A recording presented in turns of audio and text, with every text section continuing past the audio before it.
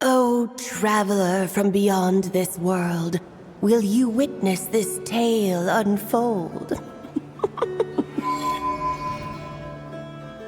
Alice? You recognized me just like that? Maybe I need to work on my impression. Anywho, come to Star Sand Shoal. There's a little something I'd like your help with. Clay's mom without a hefty dose of mystery, huh? Let's go see what this is about.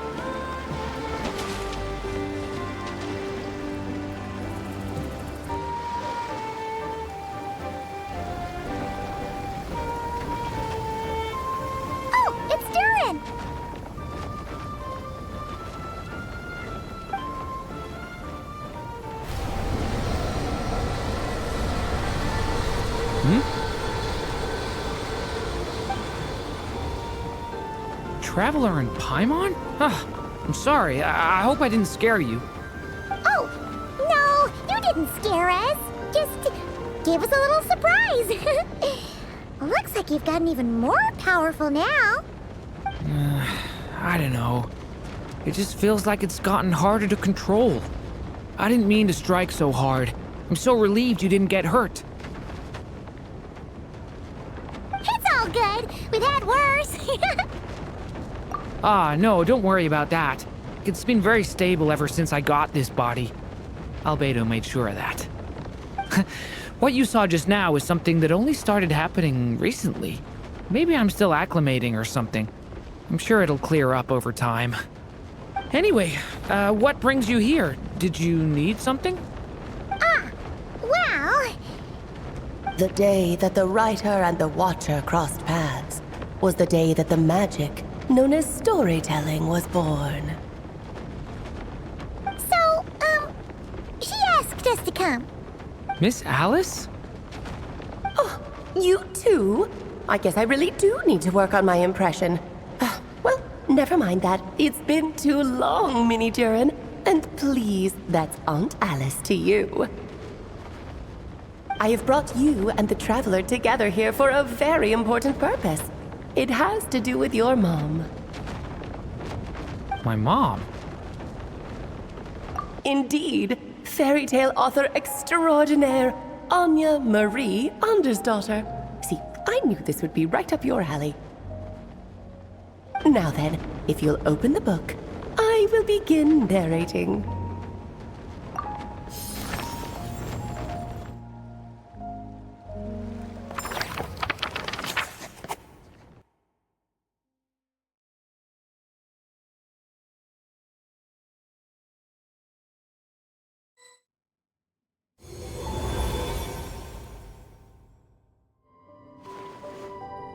Whoa! What is this place? It reminds Paimon of Simulanka. The two are indeed similar. Both worlds were built using the same magic after all.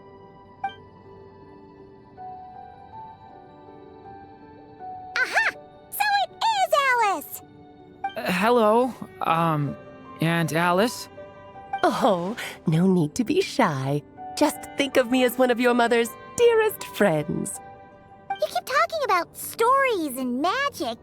What's this all about? Simulanka 2.0 or something? Certainly not. Simulanka was a peerless masterpiece. Without the original author, it would be impossible to create a sequel, even for me. But you are right about one thing. Just like last time, I want to show you a work of magic that has to do with storytelling. What's this?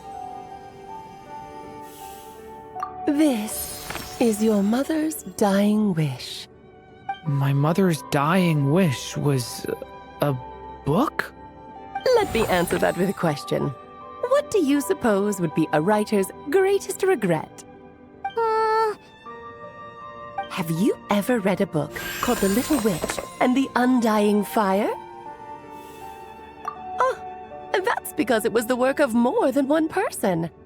It began as a little game at our tea parties. Each of us took turns writing the next part of the story. I wrote the first volume, then the other mages took their turns. Em was tasked with writing the final volume and tying everything up. But by the time everyone had finished writing their parts, Em had passed away. Oh, it was a terrible shame. A true tragedy. And that is the answer to my question. A writer's greatest regret is to leave a story unfinished.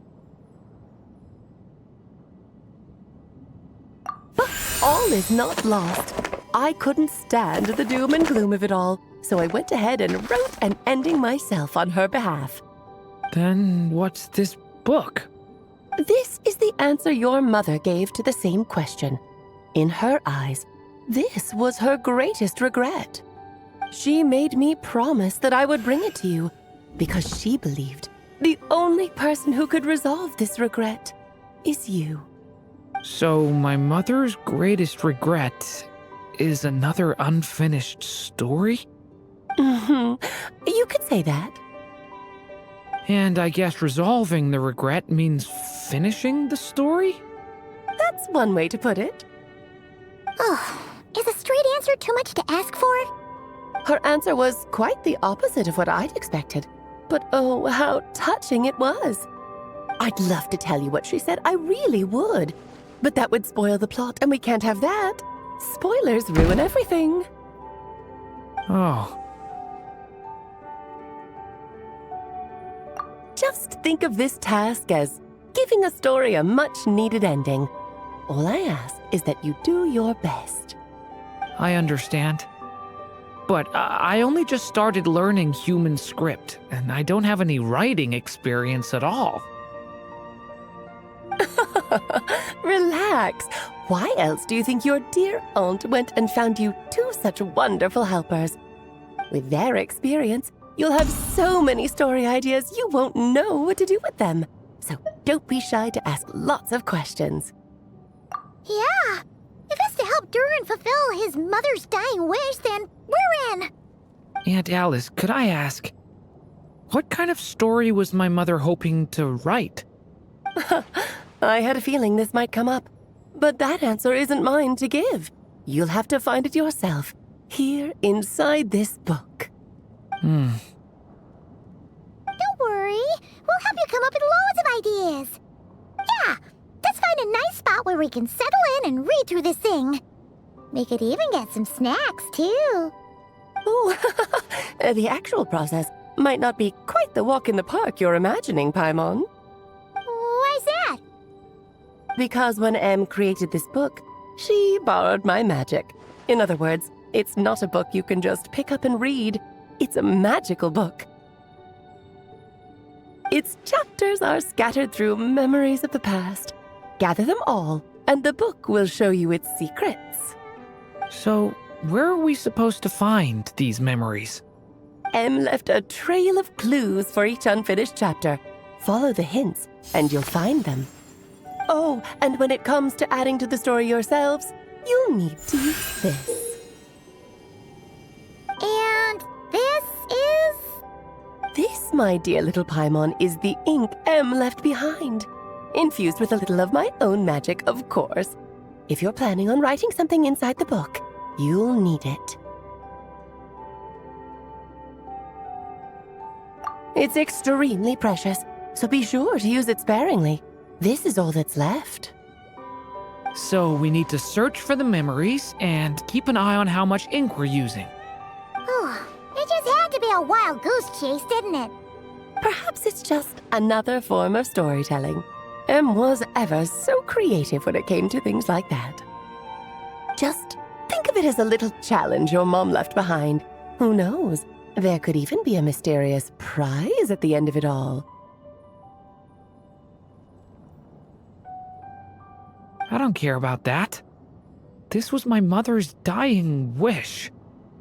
Whatever it takes, I'll find a way. Yep. With the two of us by your side, you'll be just fine. Okie dokie. That should be pretty much all you need to know. Oh, and once the story's complete, do let me have a little look-see, okay? I've read everything she ever wrote, so naturally, I can't miss this one. Yeah. Most of the time, you're pretty hard to pin down. Don't worry, I'll know when you're finished. Just wait for me to reach out.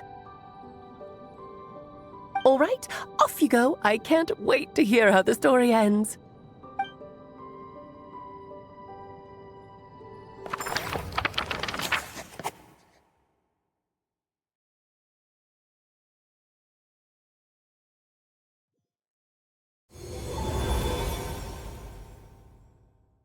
Oh, here we are again. Alice's magic really is incredible, huh? Right. Alice mentioned we should be on the lookout for clues. Huh? A corner of repose for countless tales, watched over by the honor of knights. A place for stories to sleep, perchance to dream of ancient cities and the epics of ages past. There, a witch once spent a sleepless night, and all to bring forth a story yet untold. Find the place I speak of, for it is where the seeds of this story lie. Was that a riddle? Where do you think this mysterious place could be? Hey, you might actually be onto something. Guess that means we need to head back to Mondstadt? I had a feeling that's where we would be headed. After all, it's where my mother was from, and I bet it's where she wrote this story, too. Yeah, that makes sense. Still, I feel bad about dragging the two of you along on such a long journey. Don't worry about it. We don't really have much going on right now, so we're all yours. Come on, let's go!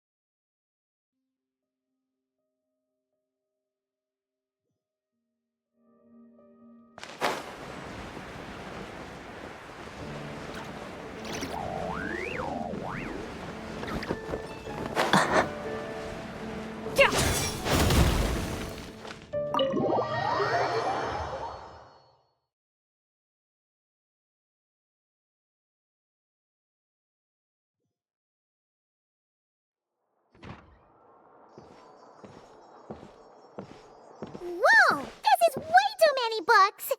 Considering this library organizing job is classified as a premium commission, Paimon came mentally prepared, you know? But seeing it in person is something else. Why, if it isn't Cutie and Paimon? What brings you back to Mondstadt? Let me guess. You missed me so much you just had to come visit. Is that it? You've become quite the flatterer since we last saw each other, haven't you? Found you! We were starting to think you weren't clocking in today. Well, I wasn't planning to. But then, Catherine mentioned someone had finally accepted an important commission for the library. So I came to check on things. Might you both be here for that very commission by any chance? Ah, music to my ears. Now, as you can see, a certain anonymous benefactor has donated a large amount of books to us. Imagine my surprise when a glance down the book list revealed that each one would be an entirely new addition to our collection. There are books of all different kinds, including quite a few that are banned. Troublesome, I know. So this wasn't an odd job I could trust to just anyone. And sorting them myself? My, what a headache that would be. It would take ages. All that to say, I'm very relieved to see you here.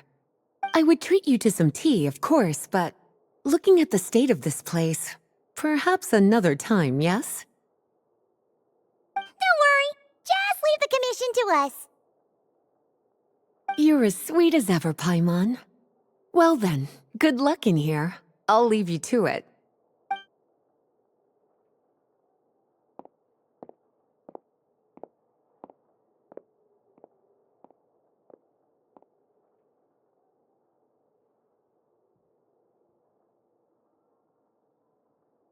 Finally! We made it to the last stack! What even are some of these books? A Hilichurl's Guide to Running for Your Life? Do Hilichurls even read? Oh, and Basics of Whopper Flower Cultivation. Who'd grow one of those, anyway? And what's this one? The Little Witch's Dictionary? Huh. That title's kind of suspicious. And didn't we already sort this area? Did you notice it earlier? Huh. Well, witches always make Paimon think of, you know.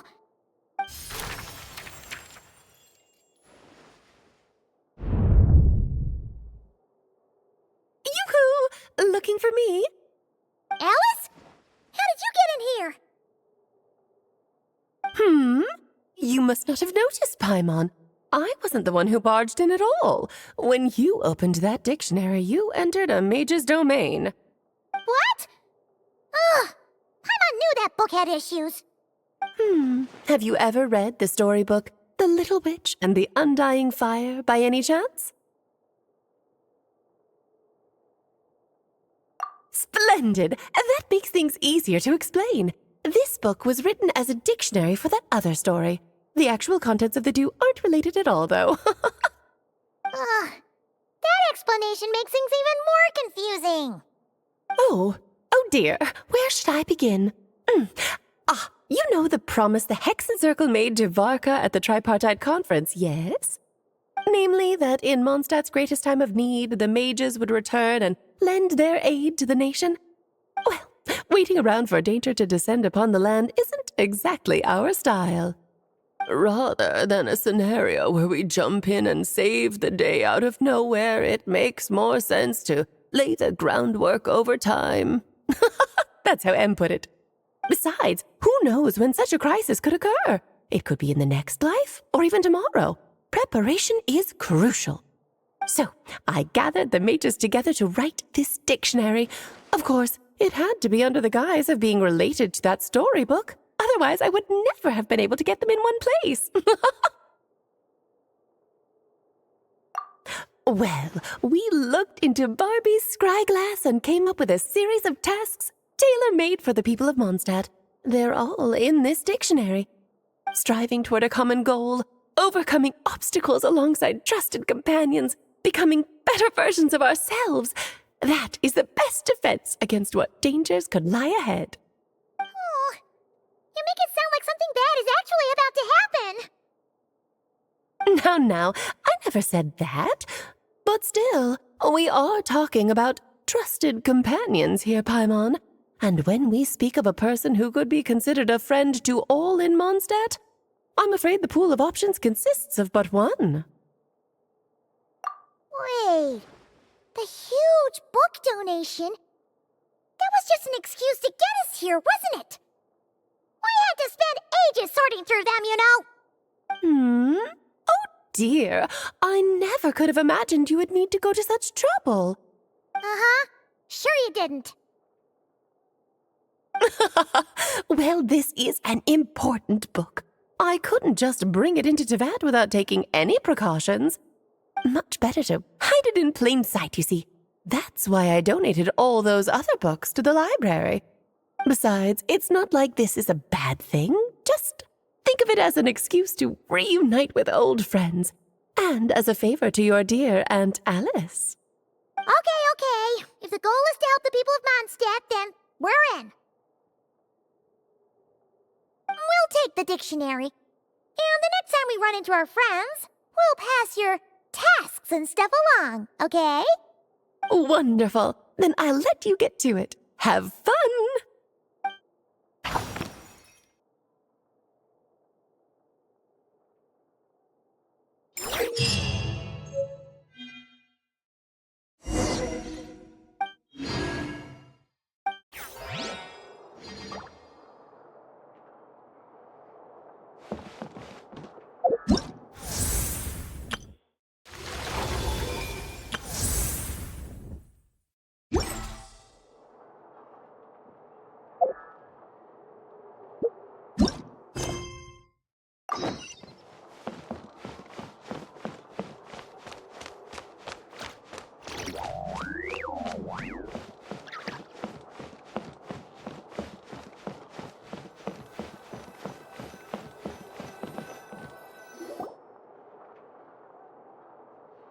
Back in the Mondstadt Library, huh? Talk about a trip down memory lane. So we're supposed to find the seeds of the story, right? What do you think that means? Well, we're in a library, so it's gotta be books, right? But seriously, there's so many here. How are we supposed to know which ones we need? Making a racket in a library? You should know better than that. Lisa! Oh, sorry about that. Now, who do we have here? Ah, my golden-haired cutie. And my little horn cutie, too. Sorry, Miss Lisa. I know you taught me to be quiet in the library, but Paimon was just trying to help. Please don't be too hard on her. Well, it has been far too long since we saw each other, so I suppose I can let it slide just this once. Back when he first arrived here, poor Jean wasn't sure what to do with him, so I stepped in to lend a hand. I figured if I can handle a boy raised by wolves, then teaching one who's part dragon should be a walk in the park. Nice! Sounds like Durin was welcomed with open arms. Why, of course. Now, let's save the reminiscing for another time. I'm sure you're here for a reason. Did you need to borrow some books? It's kind of hard to explain. Maybe you could take a look at this. Oh?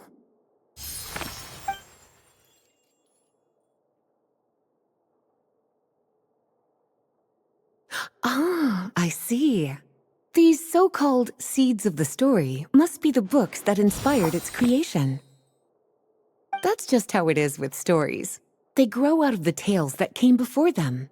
And that mage, I can almost picture her here, hundreds of years ago, scribbling away at one of these very desks. But we don't know anything about this story. How are we supposed to figure out which books inspired it? As it happens, just before I found you here, I was looking into something rather peculiar. One of the knights reported seeing some books that weren't listed anywhere in our catalog. Stranger still, just as he went to reach out for them, the books vanished into thin air. And then, a while later, while he was browsing through other shelves, there they were again. Seriously? That particular knight knows this library inside and out. I'd be very surprised if he was seeing things. Something tells me these might just be the magical books you're after.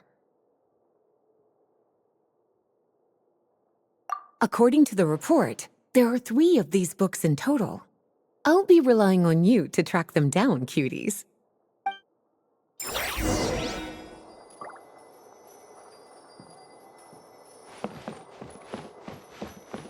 Kinda looks like a poetry collection. But why is part of the title missing? Let's see what Lisa makes of it.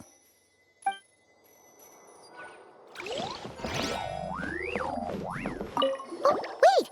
Did Klee write this one? Should this even be here? We better show it to Lisa.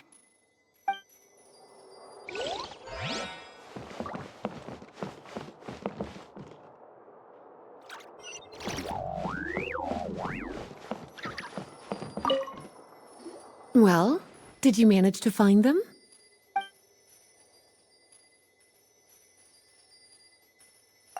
Yes, this is a restricted book, all right. It certainly isn't supposed to be here. Huh. But it looks like a regular poetry collection. How did it end up being classified as a restricted book? The issue lies with one of the poems inside. You've heard of the great battle that took place on Dragonspine, yes? 500 years ago, during the cataclysm in Conria, an evil dragon descended upon Mondstadt. A fierce battle with Dvalin ensued, but in the end, the evil dragon fell, and Dragonspine became its resting place. We're talking about Durin. The Durin of Dragonspine. Well, the poem in question turns the whole battle into a dance, with the evil dragon recast as an innocent child who came here in search of friends. But given all the suffering experienced at the claws of that dragon, how could the people of Mondstadt accept such a retelling? Bards are often accused of inventing history or distorting the truth in their ballads. But this one hit a bit too close to home. And since the knights back then were unable to track down the author, they decided to ban the entire collection, blot out the title, and seal it away for good. So the version in the poem, it was all a lie?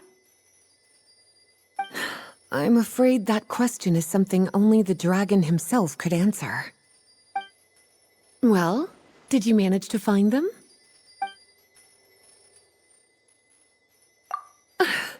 Well, it definitely shouldn't be here, but I'd highly doubt it's one of the books you're looking for.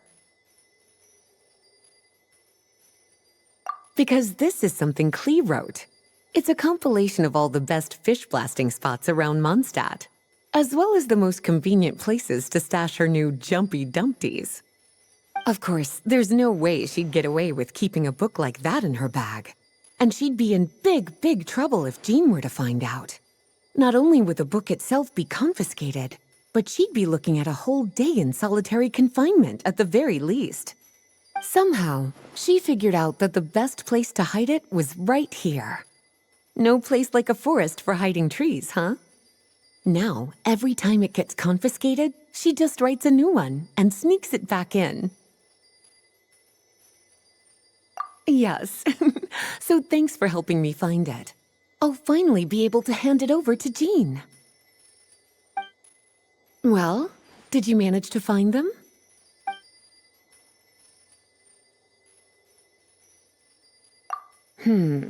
Seems like there's still some missing. Why don't you try checking the other shelves?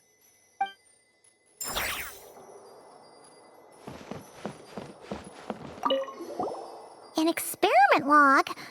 Looks like part of the title's been erased. There's something seriously suspicious about this book.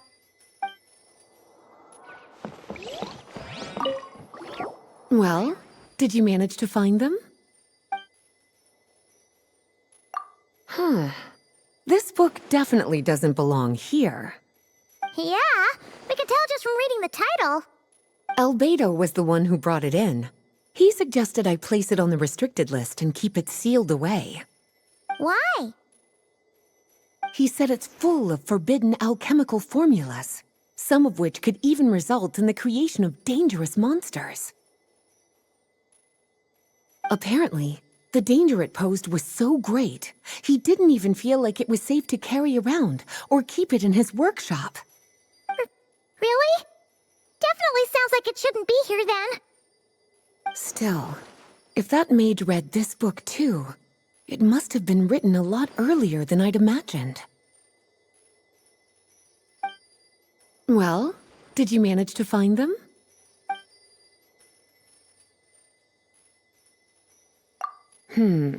Seems like there's still some missing. Why don't you try checking the other shelves?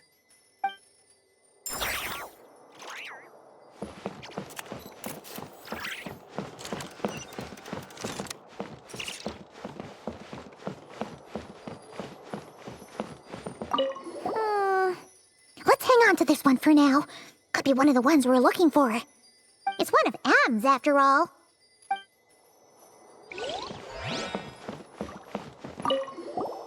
Second strongest spell in existence.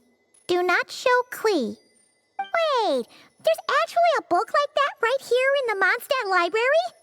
That title's just gonna make people even more curious. Huh. There's definitely something fishy about this one.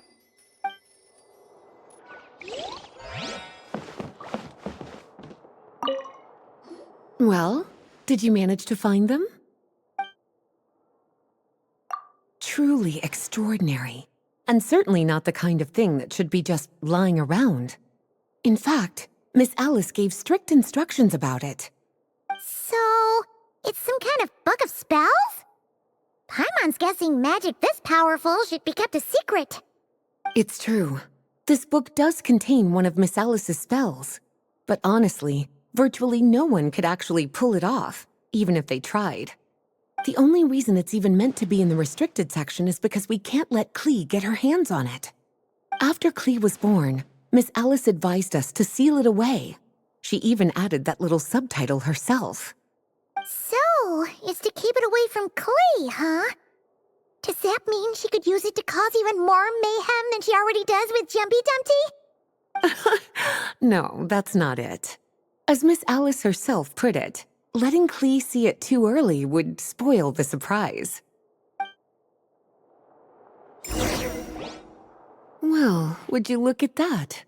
Seems like these are the little troublemakers you're after. And all three just so happen to be forbidden texts. What kind of story requires reference material like that, I wonder? Forbidden texts? You know, the first time you mentioned that the library had a restricted section, Paimon thought you were just trying to scare us. Are you saying it actually exists? Not really something you should be poking your little nose into, is it, cutie? Sorry. Seeing as it was Miss Alice who asked you to look for these books, I won't question the matter. But they'll need to be sealed away again once you're done, so don't forget to return them. Don't worry, Miss Lisa. I won't forget. Well then, that's all from me. After all that hard work, I think I've earned myself a nice cup of tea.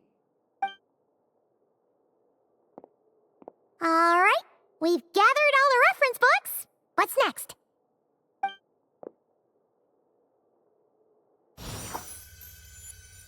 Wait, look!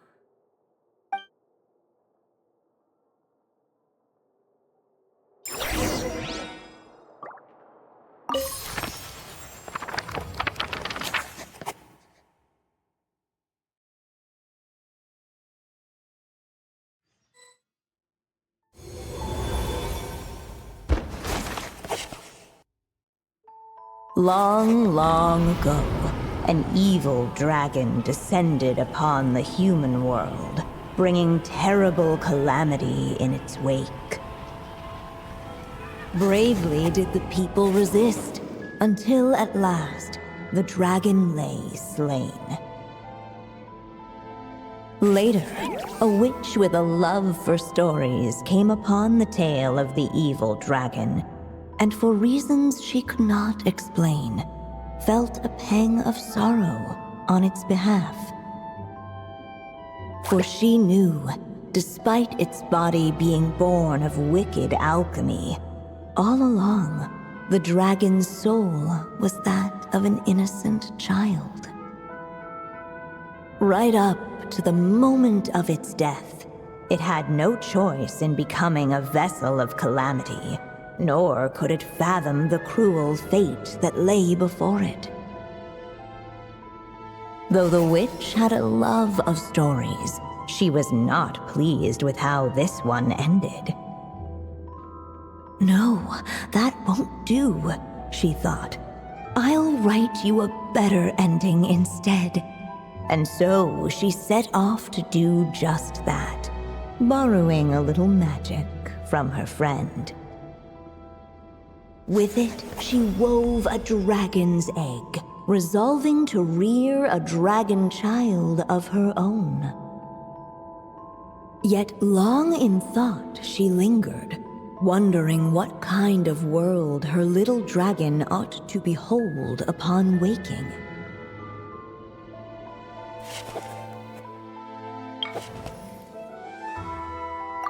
At last, she made her mind up, adorning the cradle with a wisp of woodland air. Then, she quietly waited for the egg to hatch.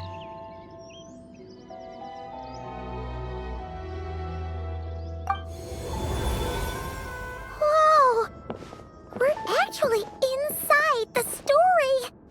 This must be Aunt Alice's magic. Yeah. A story about me? Why don't we just see where the story takes us? All we know is the beginning at this point. Okay. And now a golden-haired traveler, a silvery sprite, and a dragon-born youth step onto the stage. What new chapter will their arrival bring? Whoa! That came out of nowhere! Was that the same voice we heard just now? Yeah. But why does it sound so familiar? I've missed this. It's just like the stories my mother used to tell me. You mean... Em? She used to tell you stories? Yeah, she loved it. Back when she was still alive. Sorry, we should focus on what we're here to do. So, now that we're in the story, what's next? The dragon youth wondered aloud. Yet all he could do was wait for the story to unfold. Of course, there's something to be said for helping it along. Perhaps a little exploration could prove fruitful. Oh! Is that a hint? Yeah, I agree.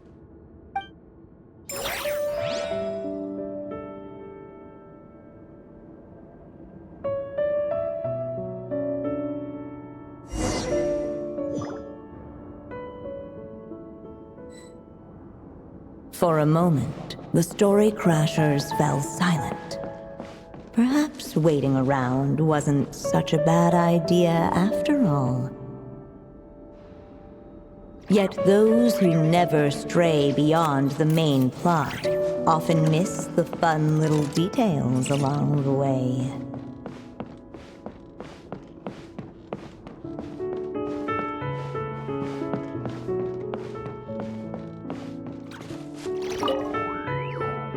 This must be the dragon egg, right? Looks like it's gonna hatch any moment now. So we've got a dragon egg about to hatch, a witch who loves stories, and that evil dragon we heard about at the beginning.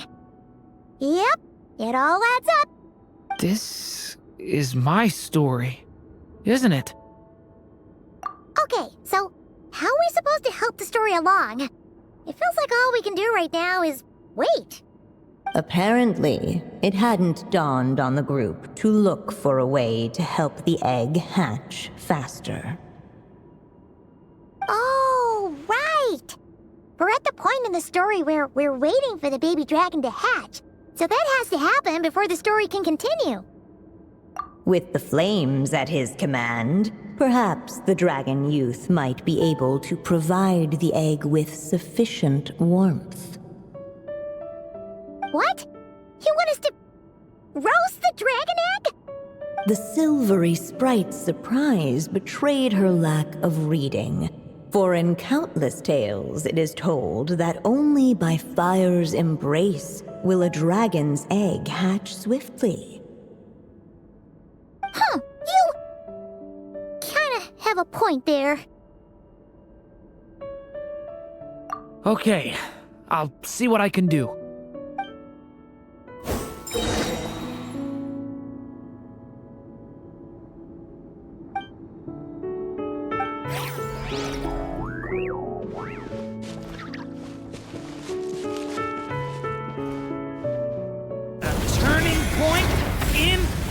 Let every unborn life be welcomed with tender anticipation, and may that warmth stay with it for a lifetime.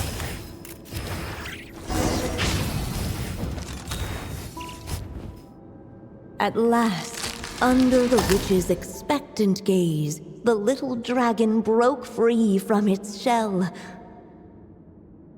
No living being has ever decided the moment of its birth. You were no exception, my child. I brought you into being because I willed it so, just like the witch who created that evil dragon. But I promise you this: your birth was wanted. You are loved. And you will have a different fate than the dragon that came before you. You've never told me those things before, but for some reason, I always knew. Thank you for bringing me into this world.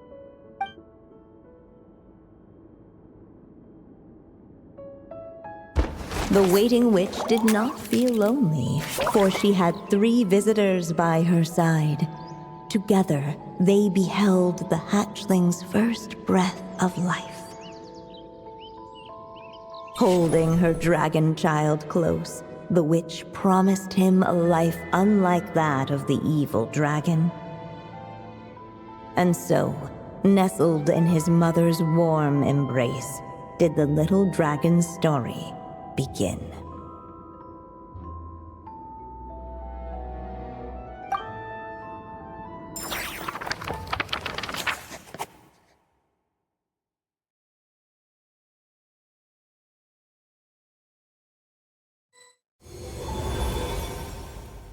Wait, isn't this Mondstadt? Looks like we're back in the real world. Looks like there's more written on the page now and less ink left than before. So, does that mean we've completed this chapter? Yeah, but why does M seem to think that the story isn't finished yet?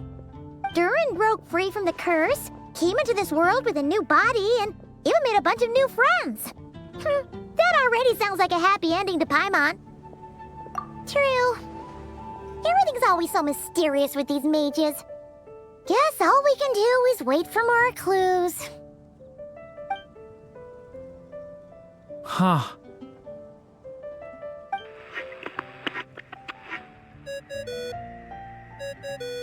Is this thing on? All right, that should do it. Hey, that's Alice's voice. Hello there, children. If you're hearing this, you've stumbled upon the little recording I left for you. I thought you could use a few hints about how the book works. By now, I'm guessing you've already begun to leave your mark on the story. You should know, however, that the book needs time to absorb the ink, so the next chapter's clues won't show up right away. Wait, so even magic ink needs time to dry? The good news is, you can return to any chapter you've already completed and continue to explore the mystical, magical storybook world you helped create. Have fun, dearies. Toodles! Oh, man. Paimon was so ready to knock this out in one go. Maybe it's for the best. Sooner or later, we'll end up being whisked off to another world again, and if that happens, who knows when we'll be able to come back. so it might be good to take a break while we can. A break. Yeah! Paimon has a sudden craving for the Good Hunter's sticky honey roast. And we happen to be in Mondstadt, so... So let's meet up here later. I need to find Miss Lisa to return those books anyway. Hey,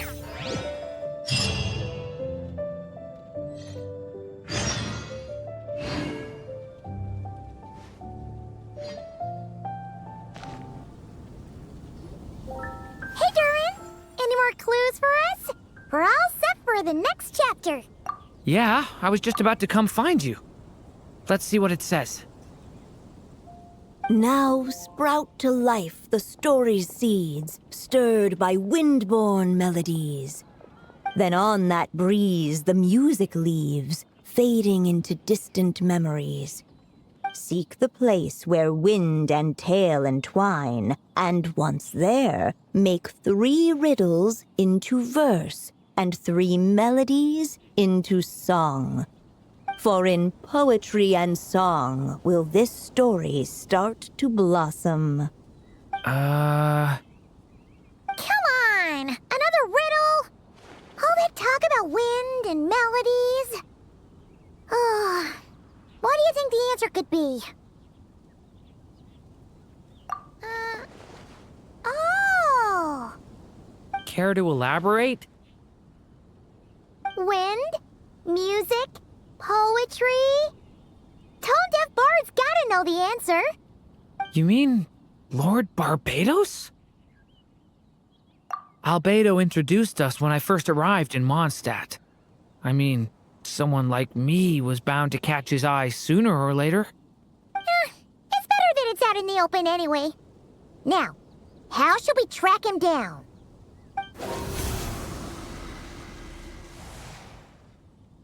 I'm pretty sure he's already caught wind of what's going on here.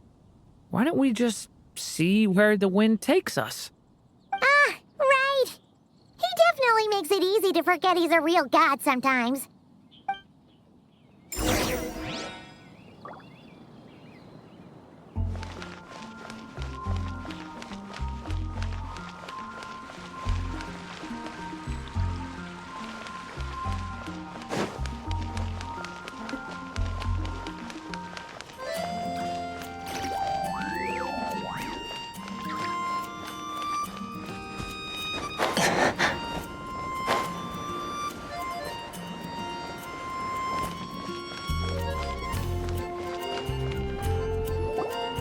Traveler, Paimon! What a sight for sore eyes!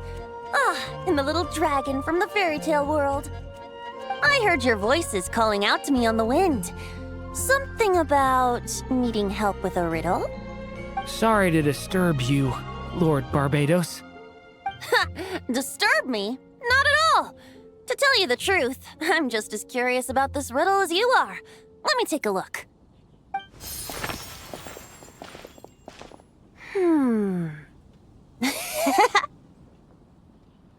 What is it?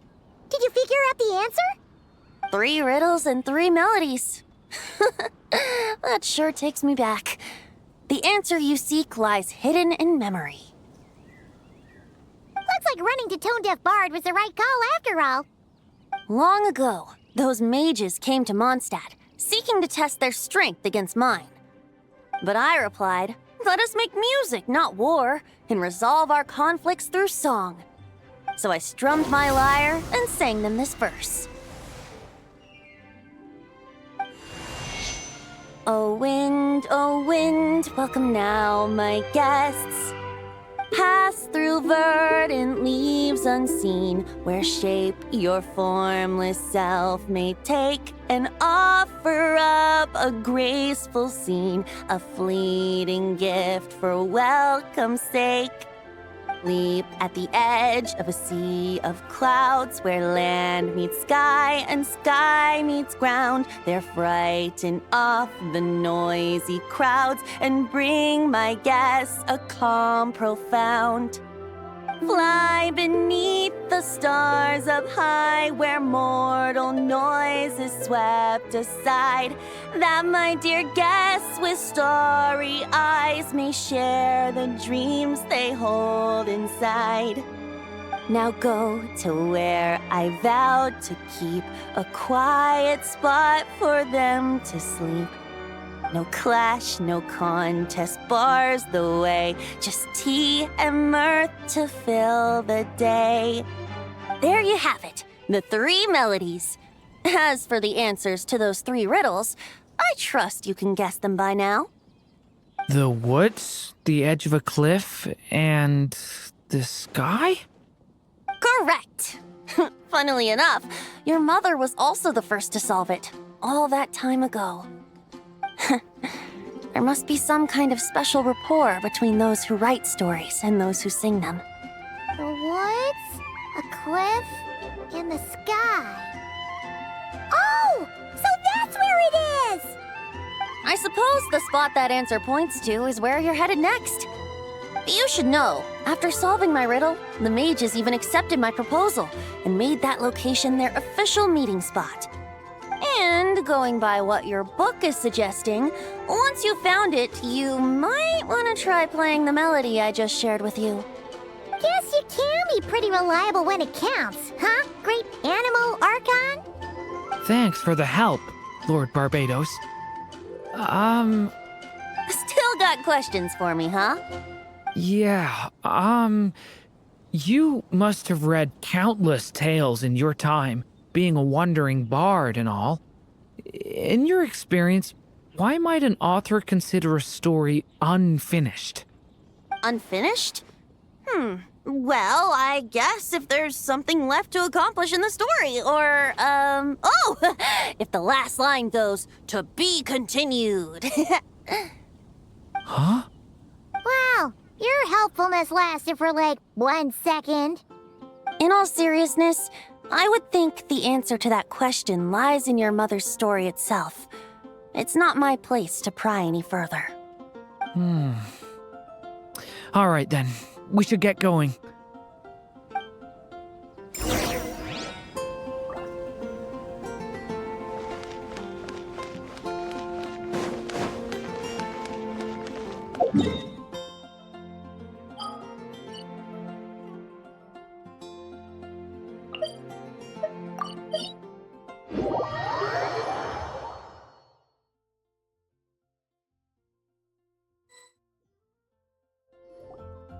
Okay, we're here!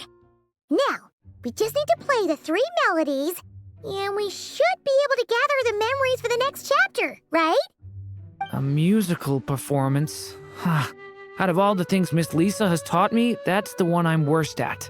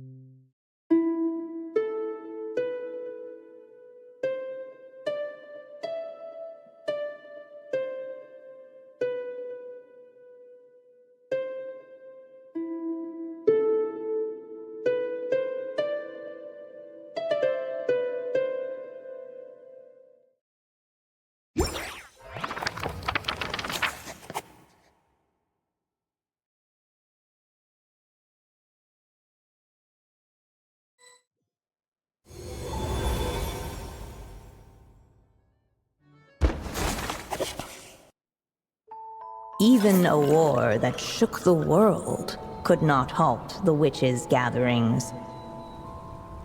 Yet even so, with the passing of time, 3 of their teacups no longer came to be set. The witches did not linger long in sorrow, for the Story Witch had brought glad tidings of her own. Born was her dragon child, safe and sound. Her fellow witches offered up their blessings, eagerly debating how to celebrate the child's birth.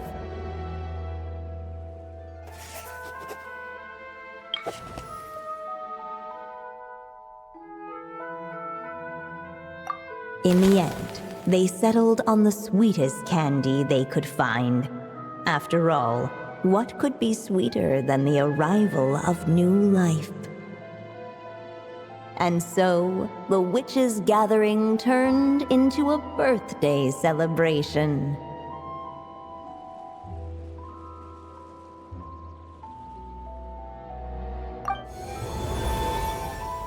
So, we're back in the story world, huh? As if from nowhere, new guests appeared at the witches' table. Perhaps they too had come to celebrate the dragon child's birthday. Yet while everyone else was busy thinking about what kind of gift to offer, these 3 seemed to have come empty-handed. Hardly the recipe for a warm welcome to a birthday party, now is it? A gift? Hey, what's this all about? We only just found out this was a party! While the guests voiced their complaints and grievances, perhaps they should have been wondering what kind of gift to give instead. So, we need to bring a gift to advance the story? But where are we supposed to get something like that? Perhaps it would be a good idea to have a look around. Why didn't you just say so?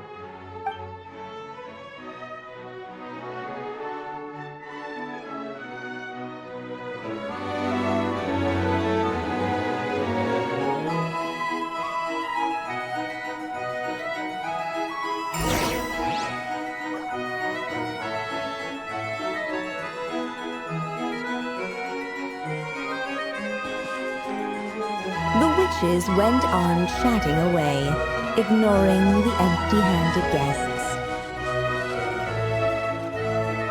Hey, could we use these as gifts, maybe? At last, the guests found something to give the dragon child. Guess that's a yes then. Which one should we go for? Still, the guests wondered, what kind of gift might the little dragon really want? Should they put a warrior's sword in his hand and send him out on an unstoppable quest to save the world? Or perhaps a wandering hero's slingshot and the promise of a life of endless, uncharted adventure? Or maybe even a scholar's tome and the chance to take on all the world's unsolved mysteries. Okay. Wow. That's a lot of pressure all of a sudden. Oh yeah! Technically, we're actually picking a gift for you. So, which one would you prefer? You want me to choose? Wow, this feels kinda special. How come? For as long as I can remember, I've spent most of my time living in the stories my mother created. I always thought my mother had everything written out for me already, just like the toy figures in Constellation Metropole. What I wanted to do with my own future. That's something I've never really thought about. What did I want back then? This is the first time I've ever asked myself that question. Sounds like this is the perfect opportunity to answer it then. It's been a while since you left Simulanka, and After everything that's happened, it might be about time to start thinking about your future. Then let me give it some thought.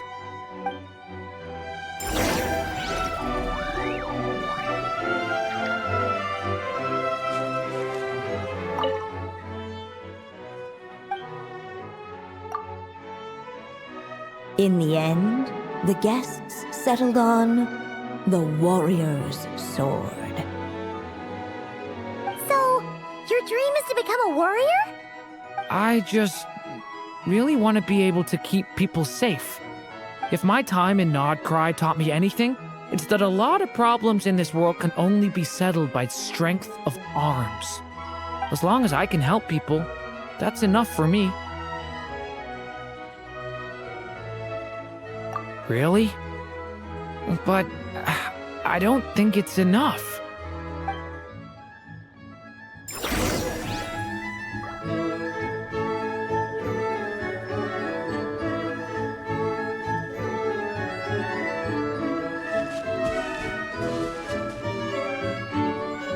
Alright. They should let us in now that we've got a gift, right? Hello there. Brought a gift this time. The newly arrived guest presented his gift, wishing the little dragon a future as an indomitable warrior. Accepting the guest's blessing, the Story Witch invited him and his friends to take their place around the table. Finally, she could introduce them all to her dragon child, telling all in attendance about the moment of his hatching, and of course, the name he'd been given. It was then that the Seer Witch, diviner of the stars, withdrew her gaze from the heavens and turned a sorrowful glance upon the little dragon. You gave him the same name as that evil dragon? That's right. But the life I intend for him shall be very different. What folly to love so blindly. For as you must know, a name is the mirror of destiny itself. He who bears an evil dragon's name must also inherit the fate of its previous owner. His fate has been foretold. Then I'll rewrite it. The witches at the table fell silent, for they knew the Seer Witch's words had never once proven wrong.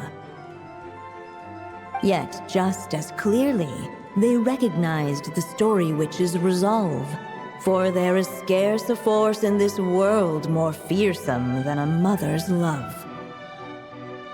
At last, the Merry Witch stepped forward, dispelling the uneasy silence. So be it. Then we'll all lend a hand. Together, we shall rewrite this child's fate.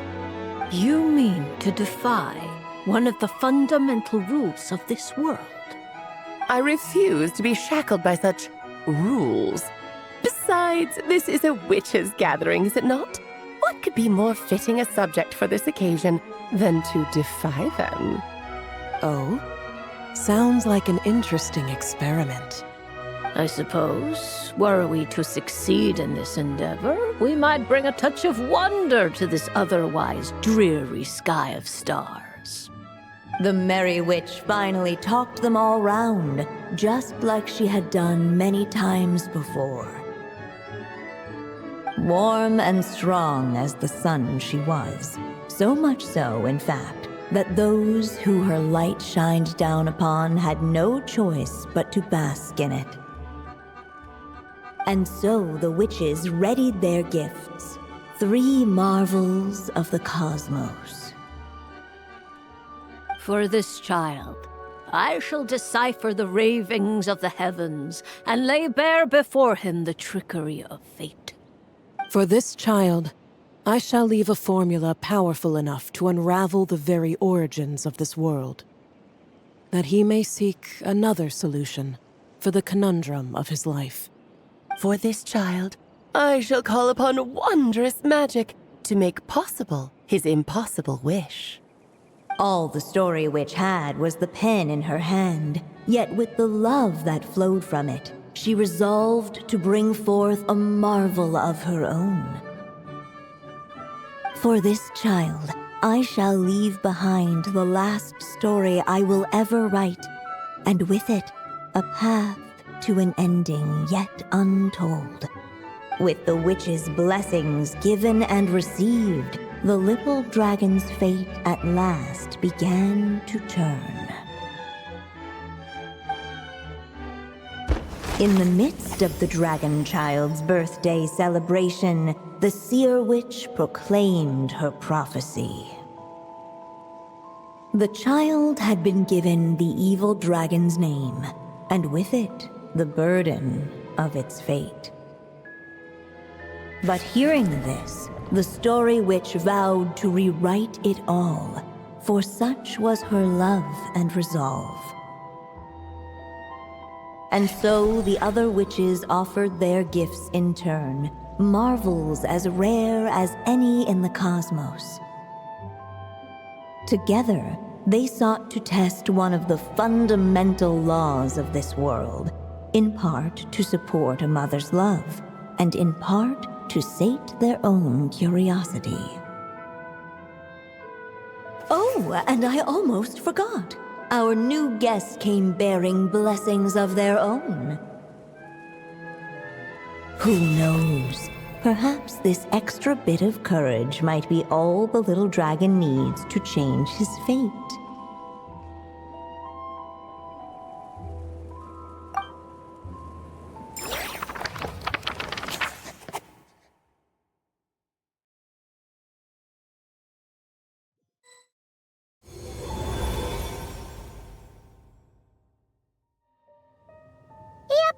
Looks like we've completed this chapter, too. Those witches in the story were the mages of the Hexen Circle, right? They sure seem to care a lot about you, Durin. But, Paimon kinda had trouble following their conversation. Just a bunch of mystery, as usual. The evil dragon's fate. Oh, is that what you're worried about? But didn't we already take care of that? Ah, the mages must have had a hand in that, too. Also, I was just thinking, which part of the story are we even meant to be completing? Oh,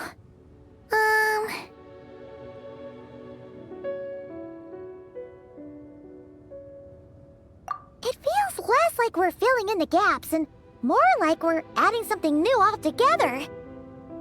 But we use the ink, right? And the book hasn't given us any more clues, so that must mean our task is complete. At least for now. Yeah, I guess we're doing something right.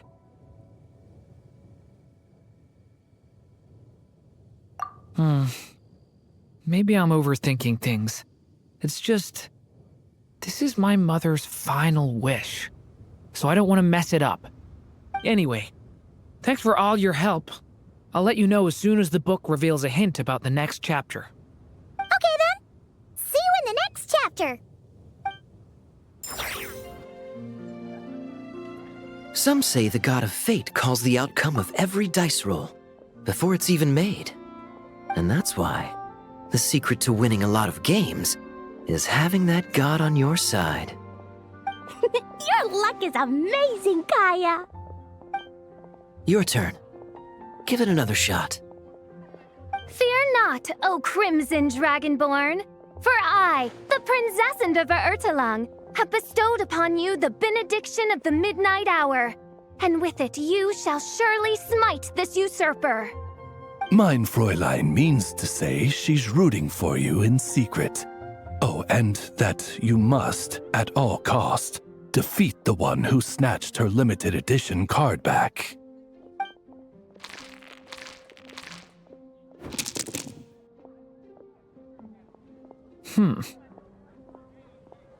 I'm not too sure if that counts as good luck or bad. Tis not but the perfidious machinations of fate. Hey, everyone! Miss Honorary Knight and Paimon, you're back! It's good to see you, honorary knight. Mein Fräulein is quite invested in the outcome of this match, so please allow me to extend greetings on her behalf. Of course. But if you're out playing cards, how come you're not over at the Cat's Tail? There's something about our horned friend over there that seems to frighten off little animals. Could be because he used to be a dragon. Normally, the animals just steer clear of him, but in the close confines of the Cat's Tail, let's just say, the feline residents probably consider it their turf. And we all know how dangerous a cornered cat can be. I just wanted to borrow one of their nests for a nap. One of their nests? Wait, you mean a cat sofa? Yeah, it's more comfortable for me. I can stretch out just the way I like. But it turns out the Black Cat and his minions are quite territorial. Luckily, Miss Diona helped smooth things over, and they finally agreed to let me use one. But, I only get to use it after dark.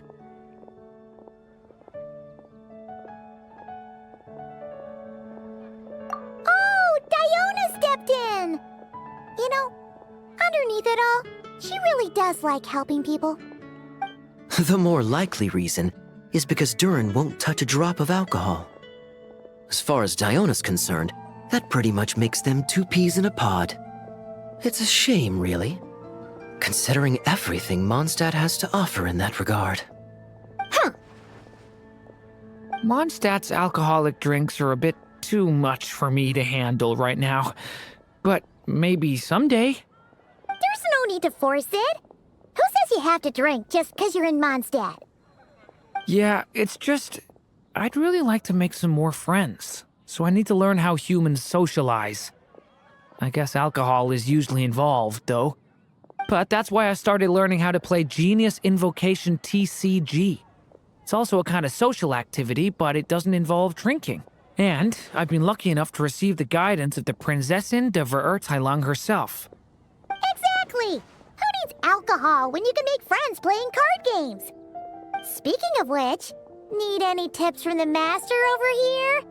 You'll wipe the floor with that opponent of yours. Paimon guarantees it. Unfortunately, with the luck he's having, not even that legendary card master from Sumeru could turn things around at this point. Yeah, that last roll wasn't great. But who knows? Maybe you'll have better luck next time? He keeps getting the exact same roll over and over. This is the third time already.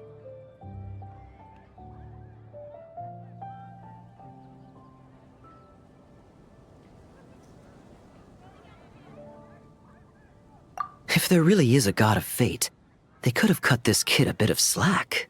Like, I don't know, make it possible for him to roll at least one other side of the dice? I think I've lost. Must even a dragonborn, sanctified by the power of benediction, succumb to fate's insidious snares? Don't be sad, Durin. You'll definitely win the next round. You can even borrow Dodoko if you want. Mom says she brings good luck. Thanks, Klee, but there's something more important I need to take care of now. Oh, okay. So, the book's given us another hint, right? Yep, and I think I've guessed where we're headed this time. Come on, follow me.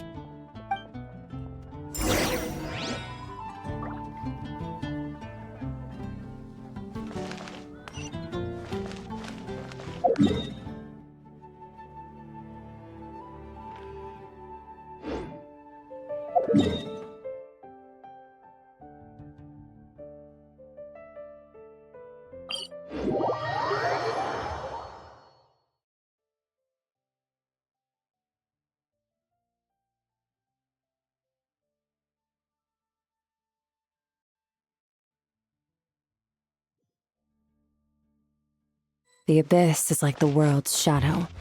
It's always there, and it will never perish.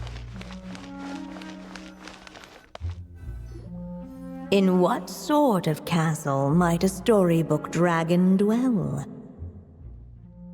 The witch turned to a mighty dragon born upon the wind to seek her answer. From afar, she beheld a solitary castle, standing lonely beneath its wings, and wrote it into words. Its walls kept out the wind and rain, yet also cast a solemn shadow. Enveloped by their shade, the story's boughs were lulled into a torpid slumber and reached no further skyward. So that's the clue. I think we're meant to find a place where dragons live, and this time, in the real world. I asked around, and it just so happens that there's a place like that in Mondstadt. Yep, that checks out. I've heard that the dragon here is called Dvalin, and that he's a magnificent creature. I hope I get the chance to meet him.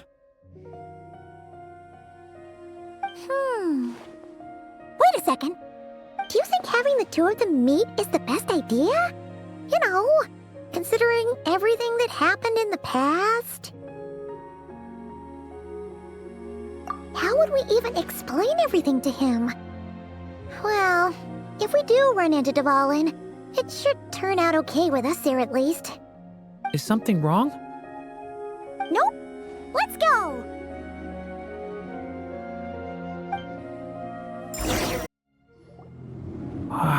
So, this is where Dvalin lives? Yeah, right into the middle of a raging storm. If you're afraid of getting blown away, Paimon, you can always hang onto my sleeve. This isn't Paimon's first rodeo. Come on, let's get going!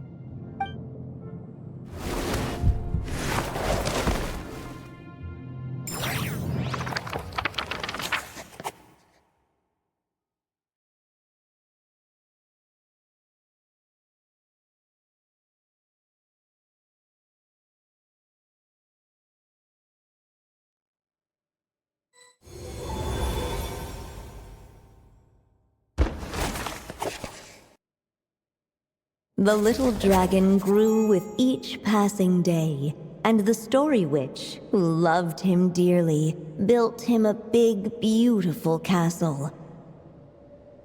Yet in the end, she herself succumbed to time's merciless march, setting forth on a journey to a place beyond even the stars. All of a sudden, the little dragon found himself alone. He tried leaving the castle to make some new friends. But already he had grown the claws and scales of an evil dragon, just as the prophecy had foretold. Afraid he might hurt someone, the gentle little dragon hid within the castle his mother had built, and came forth no more.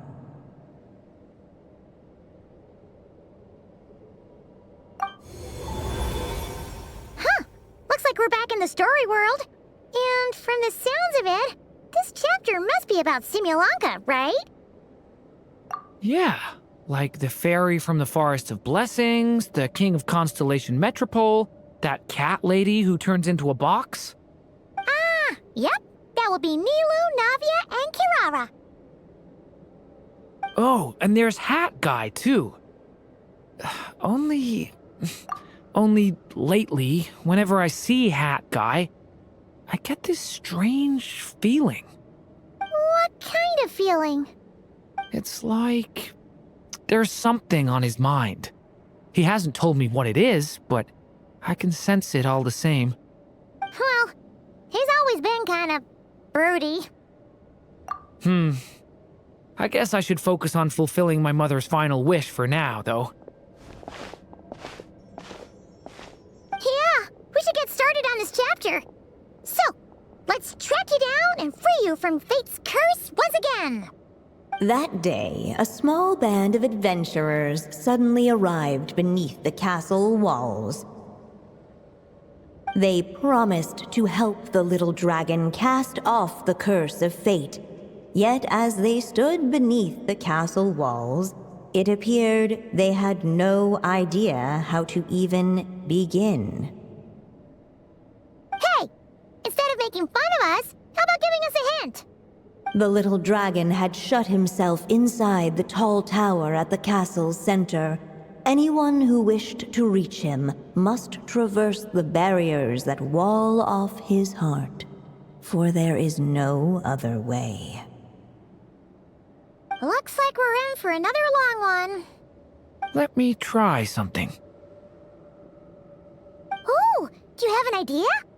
If that little dragon in the tower used to be me, then surely I'd know how he shuts people out better than anyone. Come on, follow me.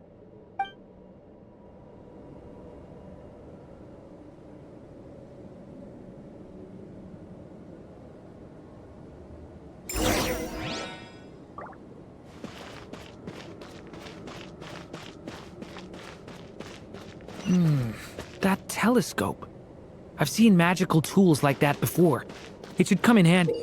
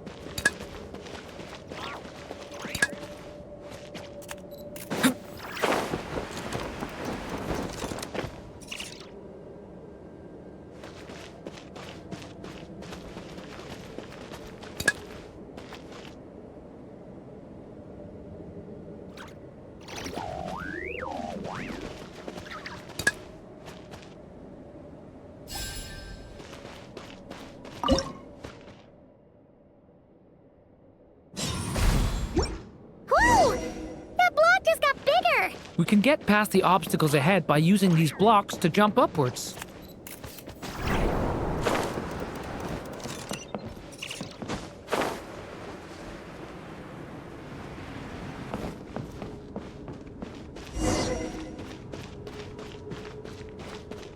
Hey! Devouring claw! Absurd!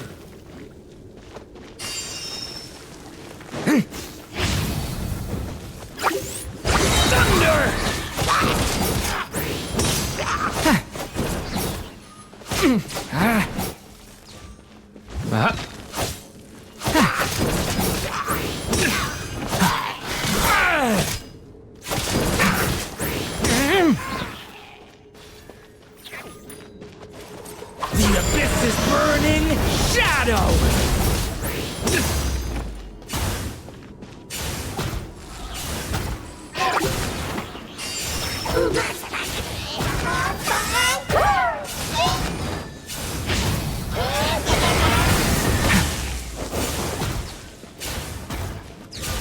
This place is like a maze.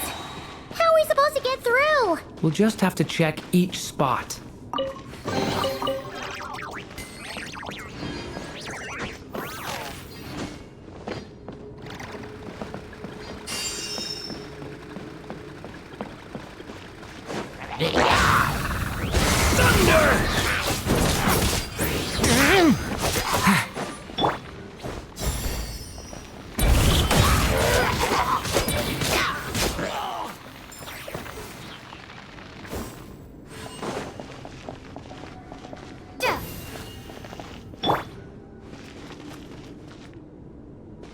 Should be able to use this block somewhere.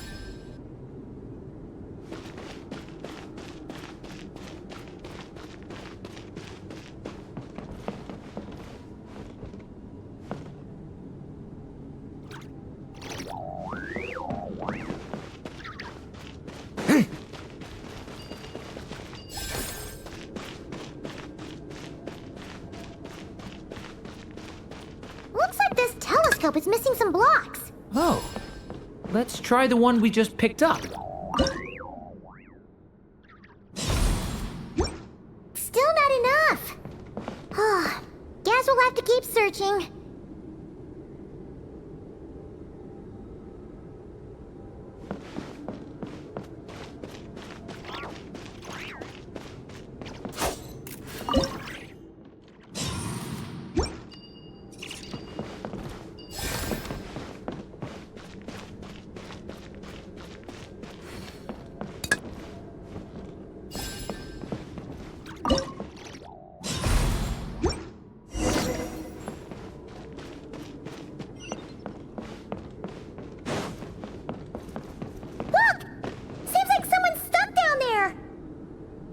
Should they continue towards the tower, or plunge into the shadows to rescue those in need? A difficult dilemma indeed. The path to the tower is up ahead. We better stick with Durin.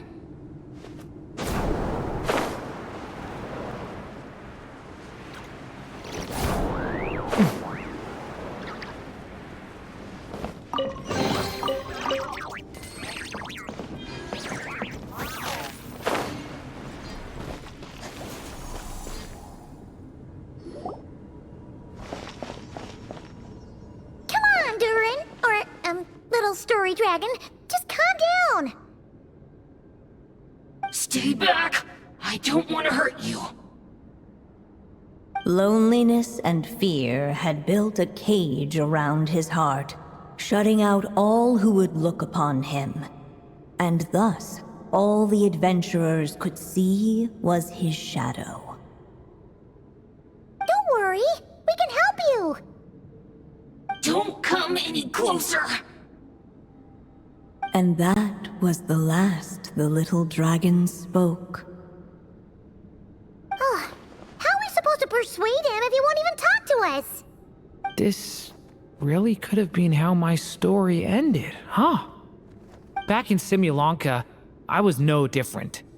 But even though I kept shutting everyone out, deep down I hoped someone would be strong enough to face my power and break through to me. And that's exactly what you all did. I wouldn't be standing here today without you. Despite the little dragon's silence, once more the story witch put pen to paper, and a miracle came to pass. The flying squirrel fairy, the giraffe king, and Catbox Lady arrived at the tower where the little dragon was hiding. But this time, guided by the miracle's light, they were able to traverse the shadows with ease. Unafraid of the little dragon's claws and scales, they came to be his friends, just as he had hoped. Nilu, Navia, and Kirara? It's my friends from Simulanka. Hi, little dragon. I'm the Flying Squirrel Fairy, and I'm here to help you lift your curse. Will you talk to me? And I'm the Giraffe King. Don't be afraid, little one. We're not afraid of you. I'm just a cat in a box, but I'd very much like to be your friend too. These are my friends? Yeah, they're your friends in the future you've been trying to avoid. I can promise you that. They're reaching out, so you just have to ask yourself one question. Do you accept? After a long silence, heavy footsteps echoed from the tower's shadows, but still, the one who made them refused to step forward. Though the cage to his heart had been unlocked, the little dragon remained ashamed of his claws and scales.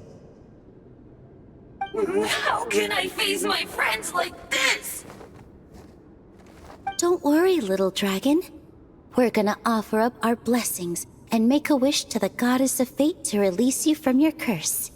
Yeah, just like last time. Make a wish? To the goddess of fate? At that moment, the merry witch made her entrance.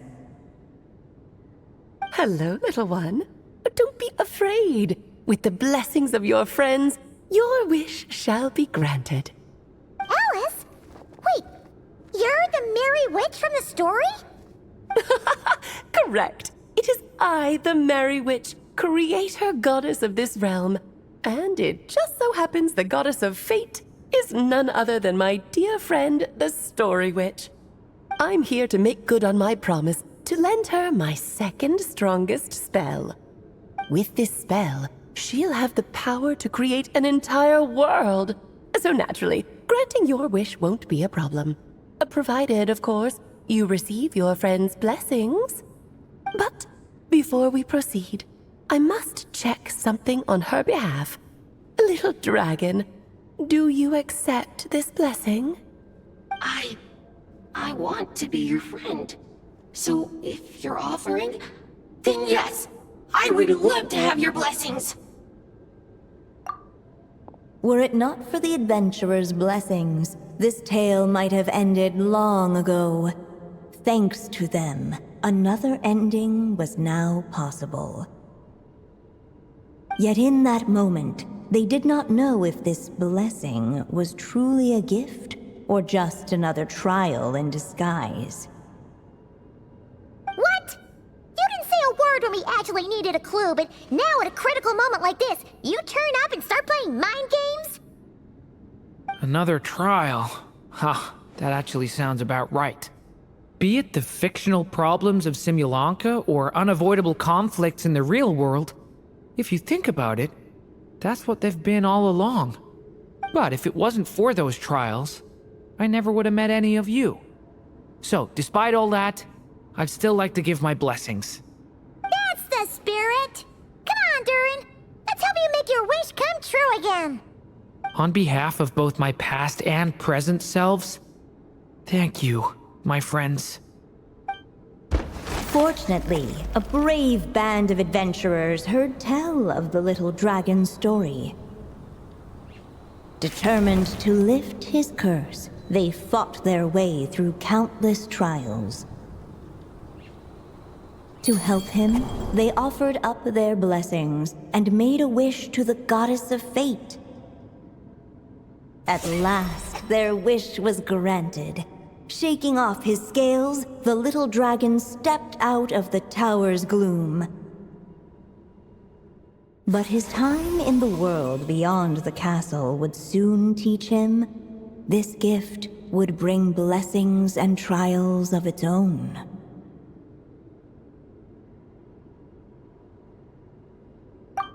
And as far as the little dragon was concerned, the tricks of fate had just begun.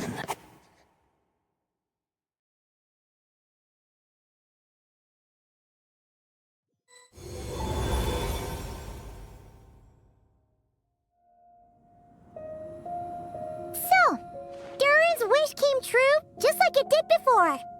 If this story was written by my mother, then surely that was the last chapter we just completed. Oh yeah! So, in other words, we finished it!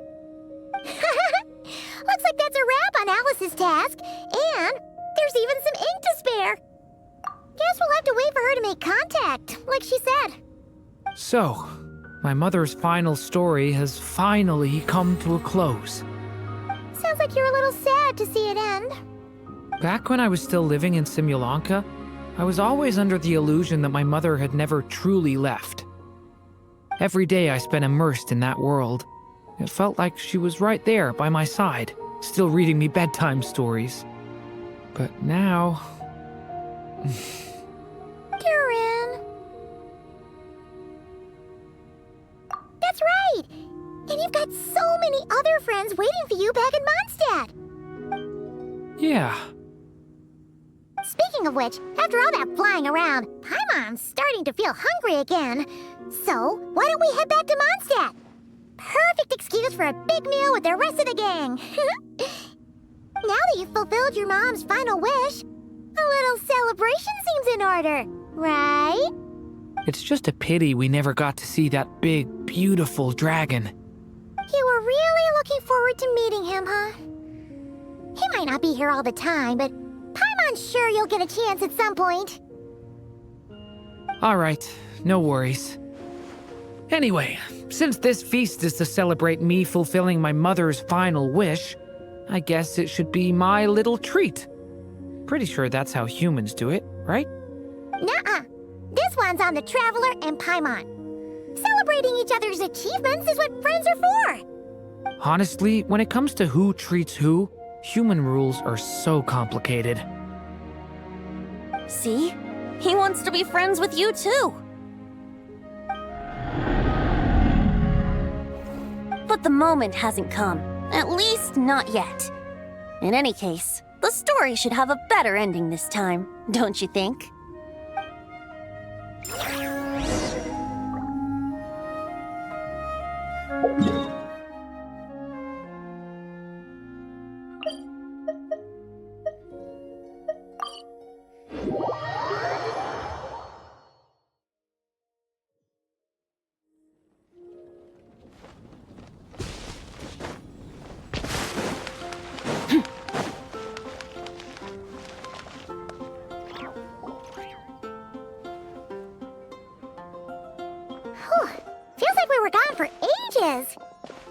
Hopefully, everyone's still here.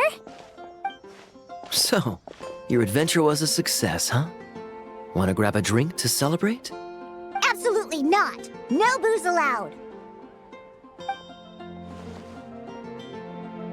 This honorary knight, Durin! I want to hear all about your big adventure.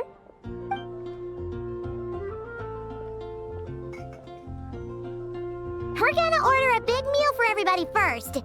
We'll talk while we eat. Yippee! Excuse me. Did I hear you call him Durin just now? But wasn't Durin the evil dragon that fell on Dragonspine? Come on, miss! This Durin isn't that evil dragon from Dragonspine. Albedo said... well, it was kinda confusing. But anyway, it's super cool! Oh, is this your first time meeting him, Marjorie? No wonder you're getting him confused.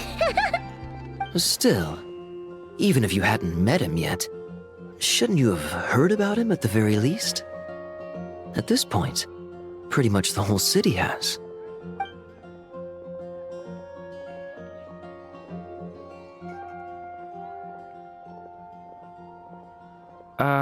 Why is everyone... So, what exactly is his connection with the evil dragon? Wait, but those horns on his head. Surely he's not a... Did everyone just forget about Durin? No, that can't be.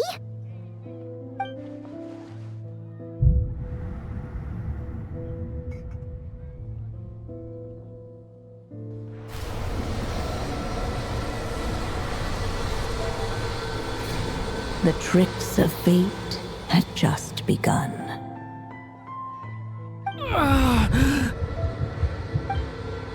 Watch out!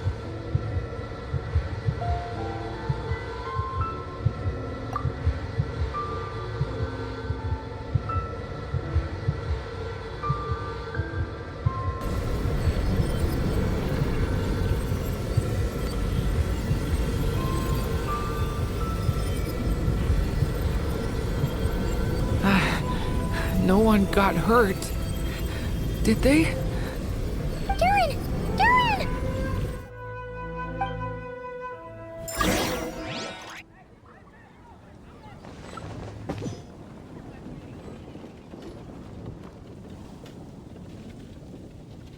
I just had Barbara check him over. He's not badly hurt, but he seems to have burned through a lot of energy fending off some kind of dangerous power. He'll need some time to rest before he wakes up. So, can someone explain what's going on here? It seems like, aside from Durin's close acquaintances, the people of Mondstadt have forgotten everything about him. How could that even happen? Worse still, the abyssal power within him is showing signs of extreme instability. Could be a separate issue, though. I'm not sure. If the abyssal power inside him spirals out of control, Mondstadt will be in grave danger.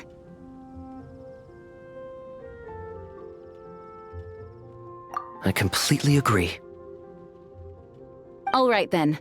As acting Grand Master, I'll send a letter requesting Albedo's immediate return. Until then, the Knights will watch over Durin. That's pretty much all we can do right now. Also, allow me to look after this book for now. If you need to consult it, just drop by my office.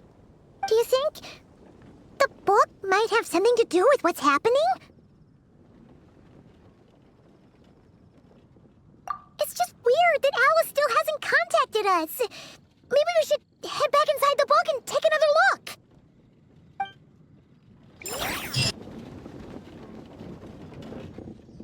Jean! Hello, you two. I'm glad you got my letter. Durin's awake and waiting on the bench over there. I'm here if you need help. Just give me a shout. Don't worry about us. We'll be fine. Oh, hey, you two. I just remembered what happened right before I passed out. Thanks for holding me back. I shudder to think what might have happened if you hadn't.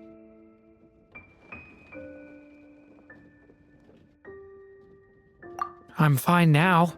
It's just... a lot of people seem to have forgotten me. Don't worry. We'll figure out a way to fix this. Why don't you start by telling us what happened? It felt so strange. After I realized no one recognized me anymore, I suddenly felt like I'd completely lost contact with my body. Abyssal power lies sealed within this body I inhabit. So when I lost my connection to it, I lost control of that power too. It wasn't until I heard everyone calling my name that I was able to reconnect with my body. You lost contact with your body? Does that mean there's something wrong with it? Sounds like we need Albedo more than ever. I don't think the problem lies in Albedo's alchemy. Huh. But then, why are people forgetting you? Guess that's what we need to figure out. That means we need Alice for sure. But it's been ages and she still hasn't been in contact. Now would be a really good time for a hint.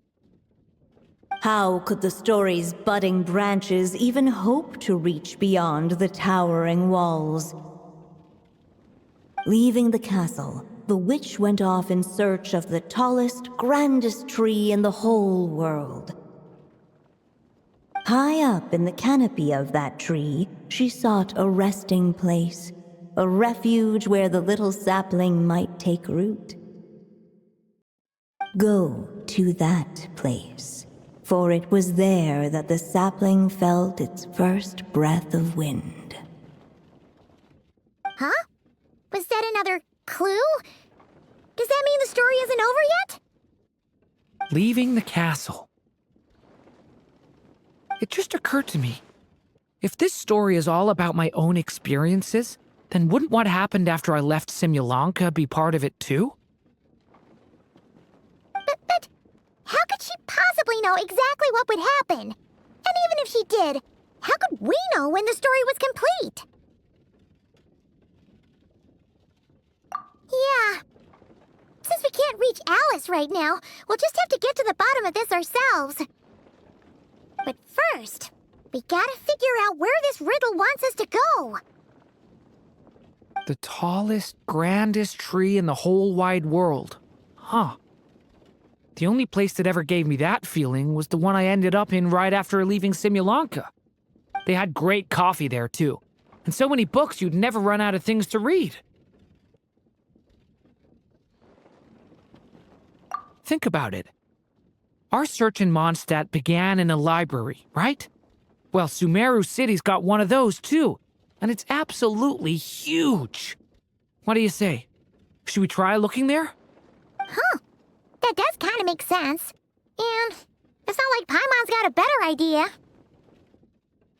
Alright, let's just give Jean and the others a heads up first. Well, it sounds like you've got a plan, so I won't interfere. All I ask is that you stay safe.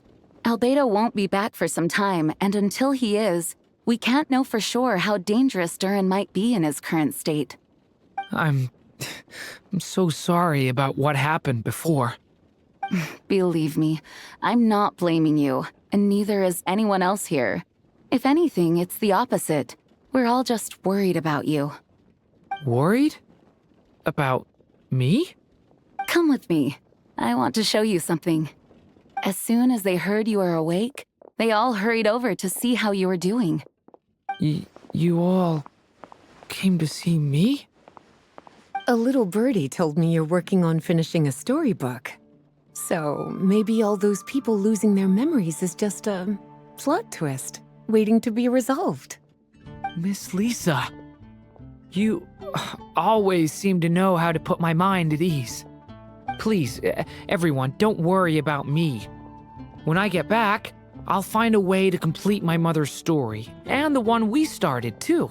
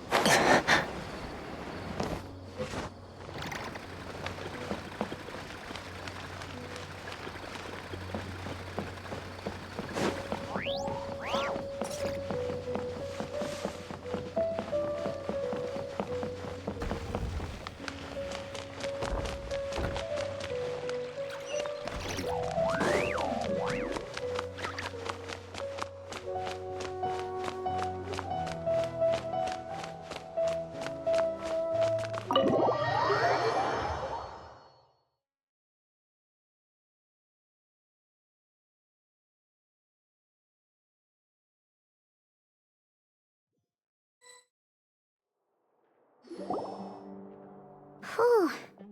After the library hunt in Mondstadt, it's not as if Paimon was expecting this to be easy. But this... yeah... this is something else. Where do we even begin? Even the clue this time seemed kind of cryptic. Yeah. Guess the best we can do is stay on the lookout for more weird things going on.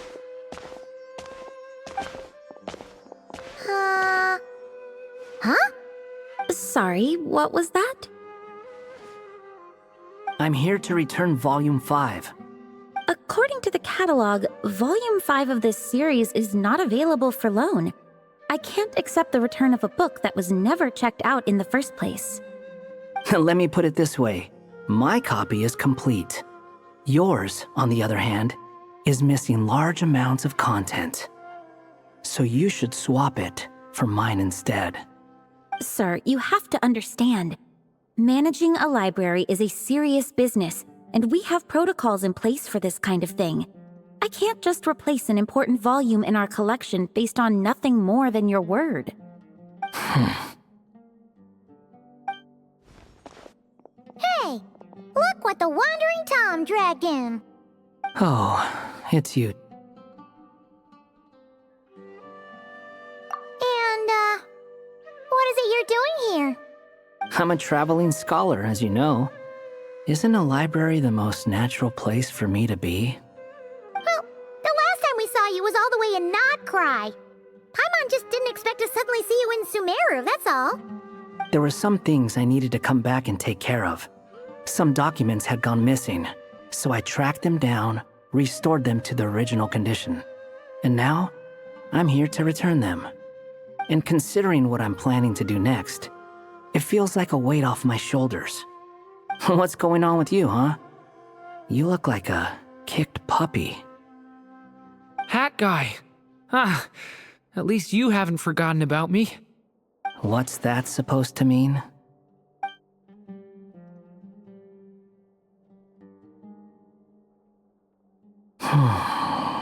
So it's been getting worse.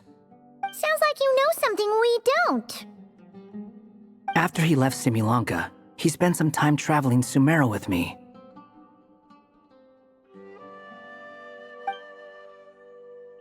I was working on several texts at the time, and I stumbled upon something strange.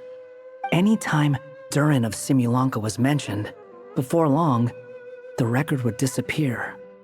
Which means all the remaining records on Durin are about the evil dragon that fell on Dragonspine. How did you even discover that? If I remember correctly, Hat Guy loved the time he spent in Simulanka so much that he started writing a travel log. That's besides the point. The fact is, you're not affected by the ley lines of this world. I'm sure you can grasp the implications of what that means. His case is different from mine. It's more like the world itself refuses to accept his existence. It started with a few written records, but now, it sounds like it's spread to people who never met him or didn't know him well. At this rate, the whole world might forget him altogether. The whole world? But that includes all my friends in Mondstadt, and even Hat Guy, too. So that's what you've been worried about all this time? Why didn't you just tell me? There are more important questions right now, like figuring out how to fix this. That mage clearly cared a lot about her child. She left that book behind for a reason. If you want answers, isn't that the place to find them? You think that didn't occur to us already? Problem is, we need to find the memory that unlocks the next chapter first. Mind if I take a look? I just want to know what secrets this book is hiding. Besides, I've run into a bit of red tape, so I've got time. Of course. Be my guest.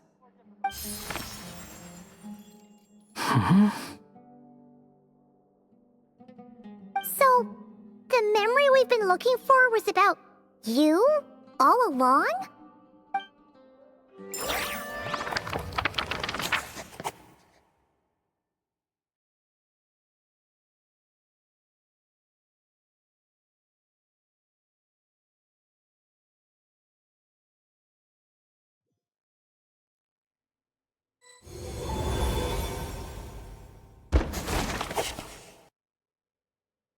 The little dragon became companions with a stray cat with dark blue fur. It was a friendship born of all they had in common.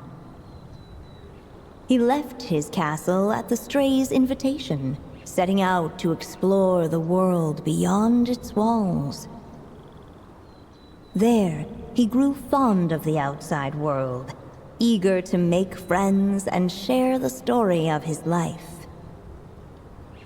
Taken by the dragon's story, the stray tried to write it down. But he soon realized that no matter how he tried, it would always warp into the evil dragon's tale.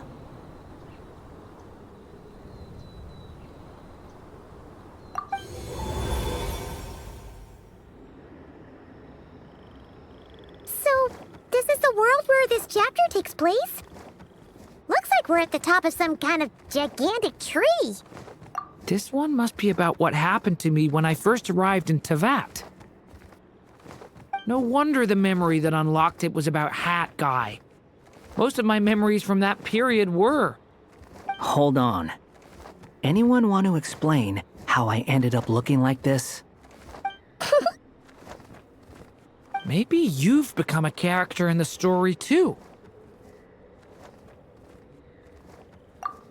You see me as a stray cat? A wandering Tom, to be exact. You should count yourself lucky. Of all Durin's friends, your character is by far the most memorable. Maybe it's because I've known Hat Guy for longer, so my impression of him is more vivid than the others. Vivid? Then how come you haven't changed one bit? Guess that means the impression the Traveler left was so vivid, it didn't need changing.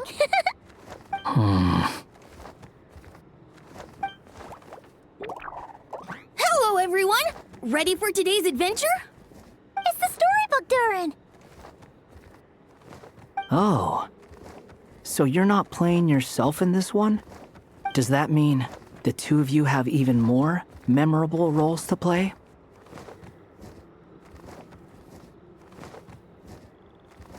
Where are we going today, kitty cat? Whatever. Just follow me. Same as always. Okie dokie. Can we chat along the way? If you have something to say, just say it. Was that seriously how the two of you communicated when you first got here? Yep. Anyway, how do we get ourselves out of here? Usually, the narrator gives hints to help us figure out what to do. Speaking of which, about time we got some of those, don't you think? The story's vines had woven themselves together into a giant tree, the boughs of which a little storyless dragon now paced, homeless among its leaves. He had to find a way to leave this place and set off in search of a home of his own. If he stayed, the world would erase him from its memory altogether. To leave this place? But where am I supposed to go? The little dragon felt completely lost. Just like the vines, the road ahead branched off into different directions, twisting and turning before disappearing into the mist. But as luck would have it, a prophetess waited up ahead.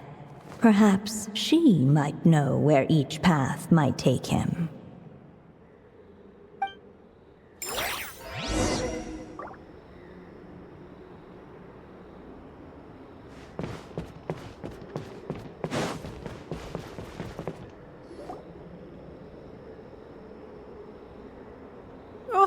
You must be the little lost dragon.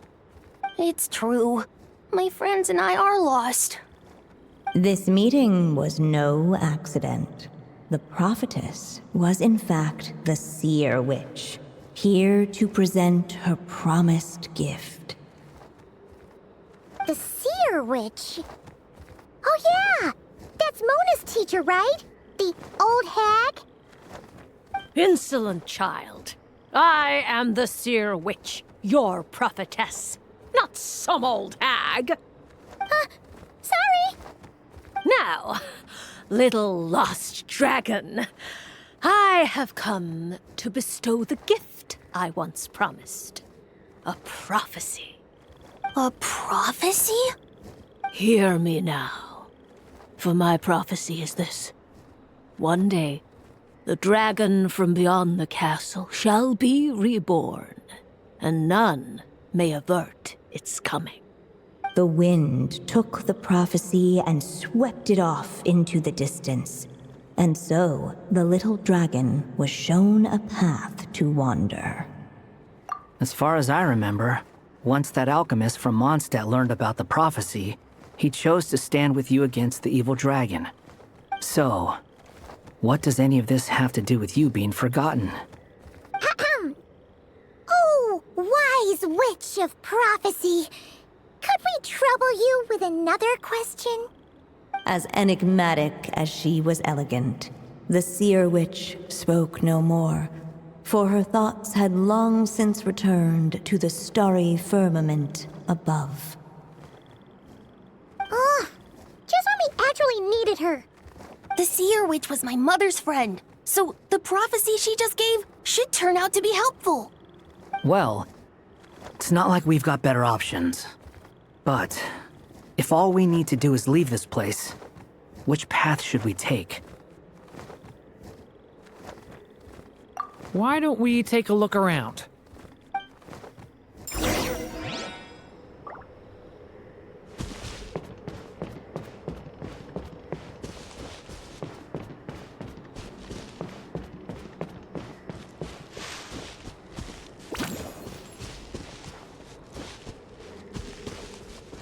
The wind kept blowing, but the little dragon had not yet resolved to follow it. Before him lay a foggy path, and where it might lead he could not tell.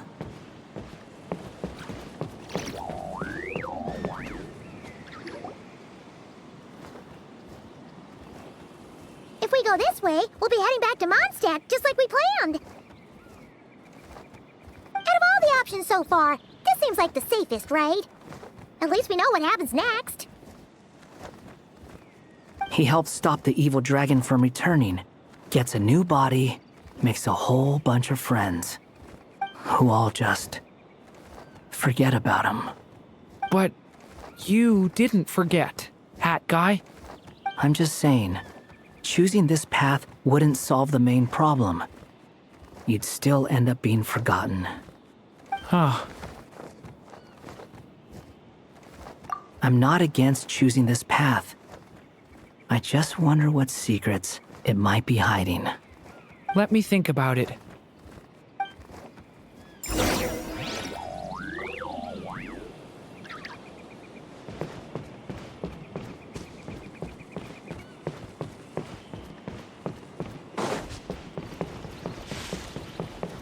I still think you should keep going, little dragon. If you leave the castle, you can accomplish something amazing and make a bunch of friends along the way. Really? Then let's go! Unable to preserve his story, the little dragon wandered astray. Fortunately for him, a certain prophetess had left behind a prophecy to guide him. The wind took the prophecy and swept it off into the distance, and so the little dragon was shown a path to wander. Following the wind's guidance, the little dragon made his escape. In turn, the prophetess affirmed the little dragon's choice, leaving an extra secret as her parting gift. Now that you've made up your mind, I shall keep my promise by explaining Fate's little trick. Long, long ago, the gods of the high heavens gave the world outside the castle a magic of its own. They called it storytelling. It was a magic of almost unshakable power that governed how people met, grew close, and understood one another. Each person had a story meant for them and them alone, one whose ending was written in the heavens long ago. In truth, your story and the evil dragons are simply two versions of the same tale, and that is something the magic of storytelling cannot abide. Beyond the castle's walls, your story cannot take root, for the evil dragon's tale has done so already.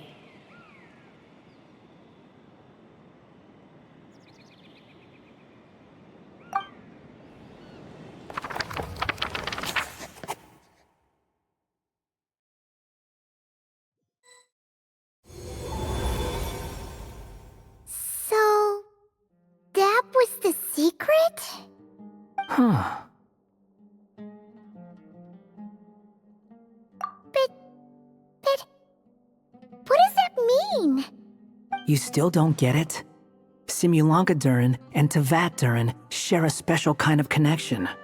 Their fates are mirror images of one another. While they were in two separate worlds, there may have been some mutual influence, but their fates were independent. But when Simulanka Durin came to Tevat, a version of his fate already existed there. So, how can two fates exist at the same time? The answer is, they can't. The rules of this world don't allow it. You can't return a book you never checked out in the first place. So, what's Durin supposed to do? Those mages seem to have come up with quite the ingenious solution.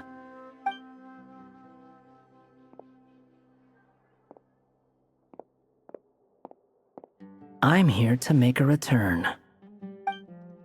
As I said, there's no record of Volume 5 of this series ever being checked out. Then just think of this as Volume 6. Based on what I know, the author was planning on publishing another volume anyway. The catalog does have a slot reserved for Volume 6, So, this is it? Sure, let's go with that. All you need to know is, I'll be the one writing this series from now on. You...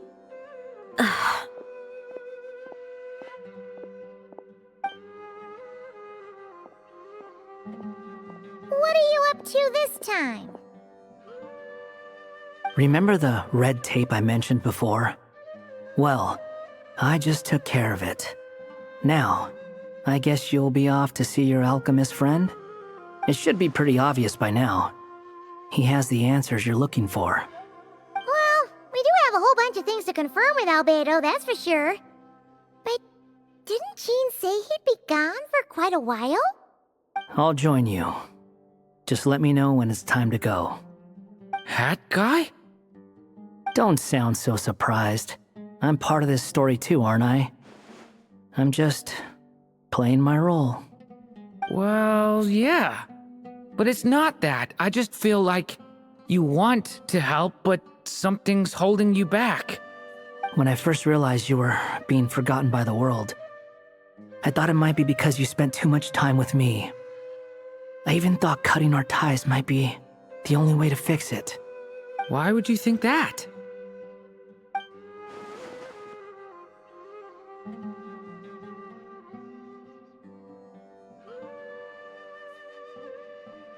It doesn't matter now. Judging from the answer this book has given us, I was probably overthinking it. Just as well, with the ley lines rejecting him like this, the people who still remember him are his only remaining connection to this place. If that last fragile tie was broken, who can say what devastation his unbound body might unleash? And to think I'm one of the people keeping you here, instrumental in helping change your fate. Can't say I saw it coming. Well, if it's good enough for Hat Guy, it's good enough for me. After all, he is about as odd as humans get. Excuse me? With some people, even if you try asking a simple question, they'll always give you a complicated answer.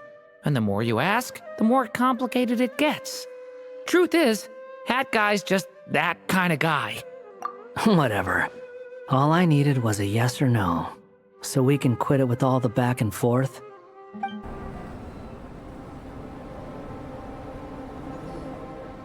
So this is the other Durin, huh? If this had been the dragon that ended up being revived in Mondstadt, there's no telling what kind of calamity that people would have had to endure.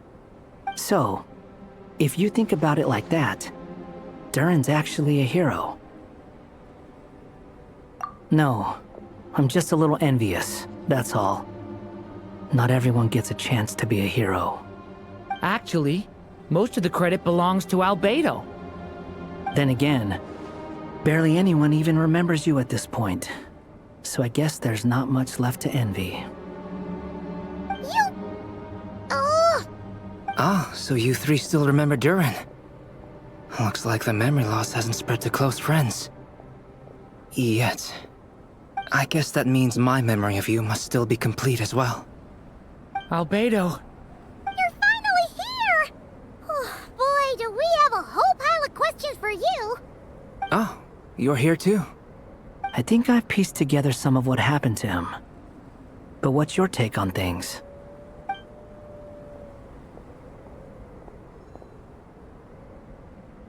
Master Jean filled me in on what happened, and I've got a few theories. But let's get on the same page first.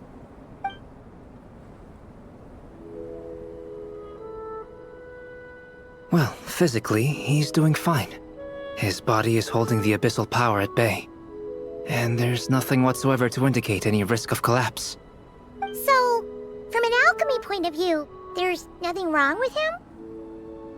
The issue isn't so much that the abyssal power within him has gotten out of control.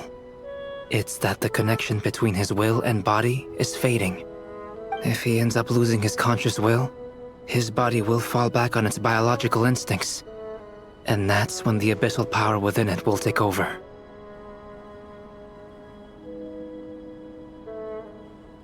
This book mentioned a witches' gathering. It seems like quite a few of these witches got themselves involved in Durin's case. Which brings me to my theory. Bringing fairy tale Durin into this world to replace the Durin on Dragonspine means using one Durin's fate to overwrite the others. But the power of alchemy alone would not be enough to pull off such a feat. It would have required the combined use of Miss Barbeloff's astrology, my teacher's alchemy, and Aunt Alice's magic. After learning of Miss Barbeloff's prophecy, Durin and I finally came up with a way to settle the Dragonspine Durin problem for good.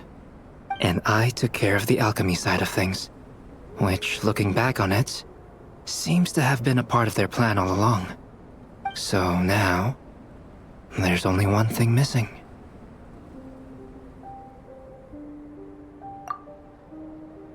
As for the fate theory our friend in the hat just mentioned, I still can't figure out how any kind of magic could possibly influence the fate of Tevat.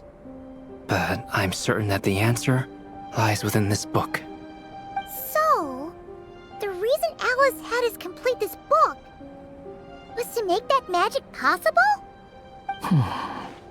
A form of magic powerful enough to rewrite fate itself. Well, we've no time to lose. I just need to take a look at the book. The next part of the story most likely relates to me, so the memory that unlocks it must be connected to me too. Huh?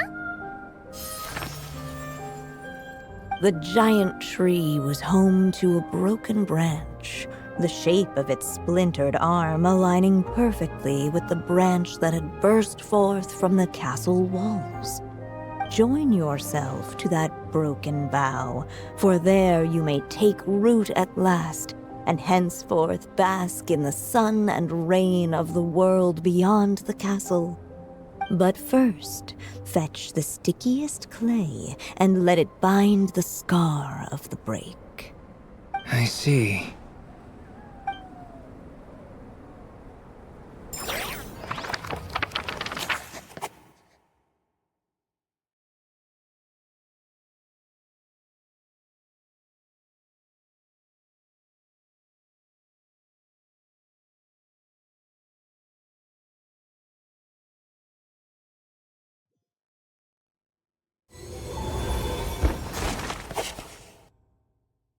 Guided by the breeze, the little dragon arrived at an alchemist's workshop.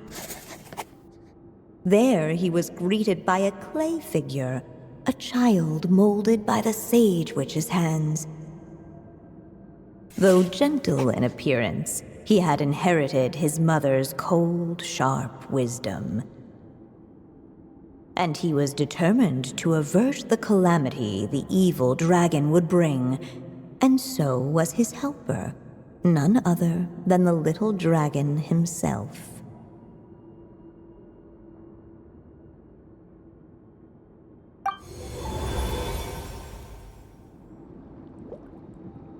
What is this place? It looks like it's modeled after an alchemist's workshop. Or rather, a cliched stereotype of one. Albedo? Hold on. Why do I look like this? Oh, yeah! We forgot to tell you. Basically, the characters in the story are reflections of how Durin sees them. At least you're still human-shaped? Well, since Cat Guy has taken on a different appearance too, that must mean the two of us are both characters in the story. But you, Paimon, and Durin haven't changed at all. You must be special figures in some way. I'd like to know more about that too. But seeing as none of them can explain it, let's just concentrate on moving the plot forward.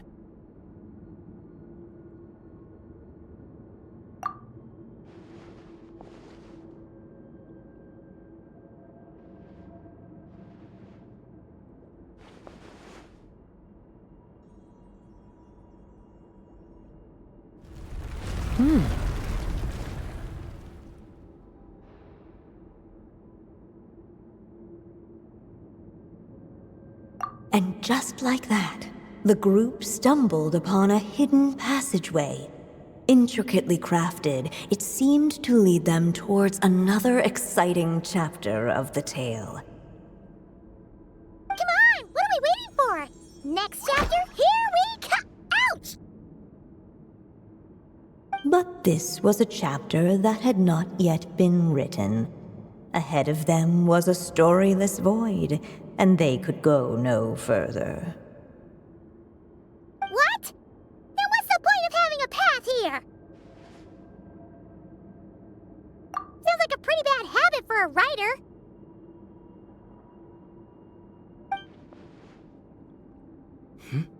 Over here. I found something.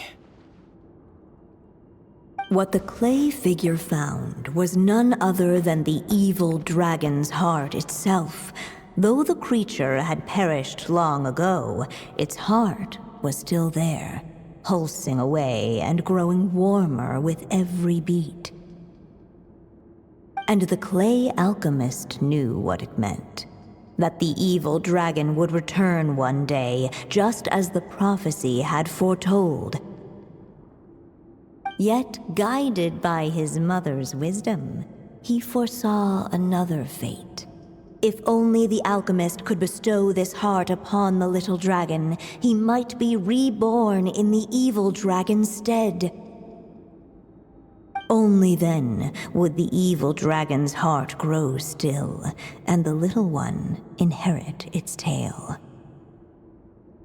Sounds like this chapter's about Albedo bringing me to life? If that really was the solution, though, this would have been over the minute I finished the transmutation. So why is Durin still being forgotten? There has to be some other reason.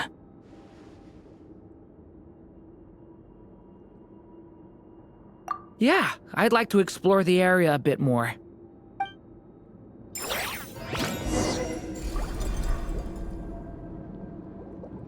Unless the little dragon kept moving, eventually he would be forgotten.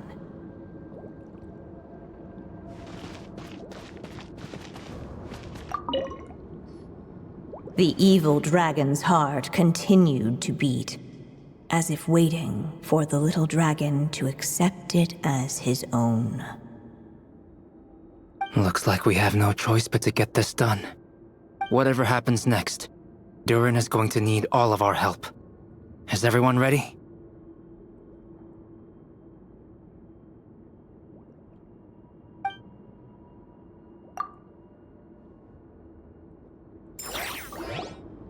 The little dragon and his companions blank. Blank again. Huh? What's going on? Are we running out of ink? Once the ink runs out, is that the end of the story? I had a feeling this would happen. What's happening to the others? Now that the story's ink was spent, all that lay ahead were blank pages.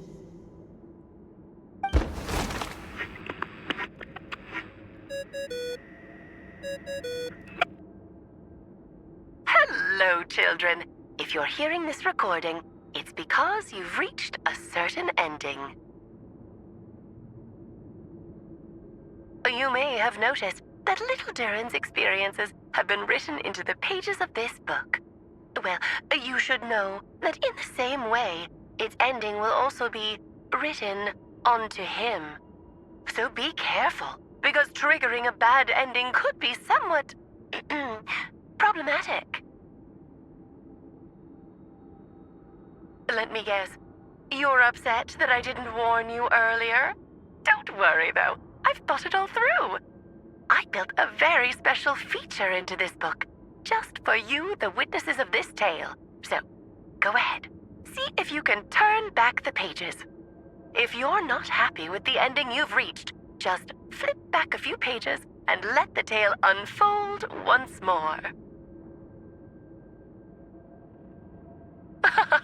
Pretty incredible, huh? That's the power of magic.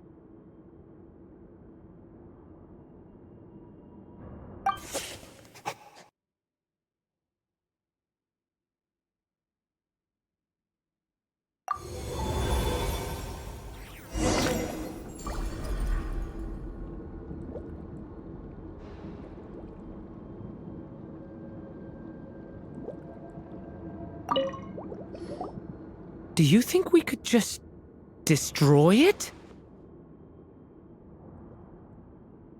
Be it the calamity headed for Mondstadt or my inability to leave behind a story of my own, doesn't it all come down to the fact that this heart never truly died?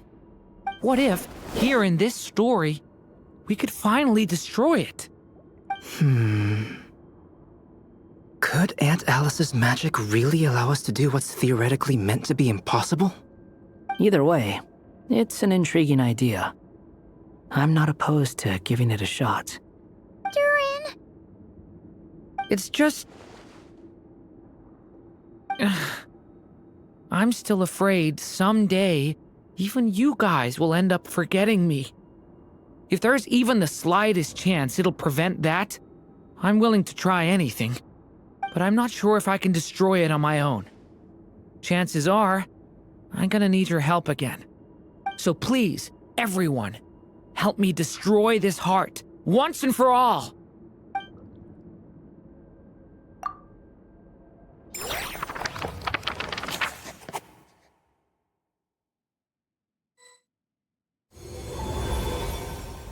With the help of his friends, the little dragon destroyed the evil dragon's heart, using up every last ounce of his strength. In his eyes, this would ensure that his story and his alone remained in the world beyond the castle's walls. But the evil dragon's heart was like a great tree with roots digging deep beneath the surface. Cutting off the branches did not kill it.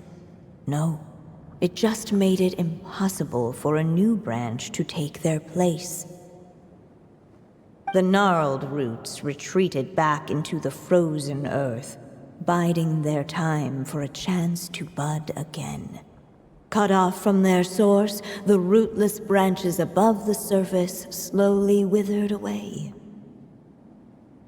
The little dragon's story faded into nothingness, and in the world beyond the castle, only the evil dragon's tale endured. Who am I? Is this... me? And so the story ended, with the little dragon fading from sight, leaving nothing but the evil dragon's shadow in his place. Oh no! That means Durin! What do we do now?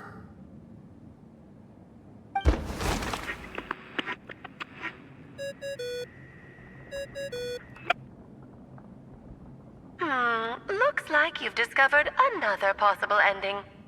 Do not lose hope. You just need to keep searching, for there are possibilities that only you can bring to life.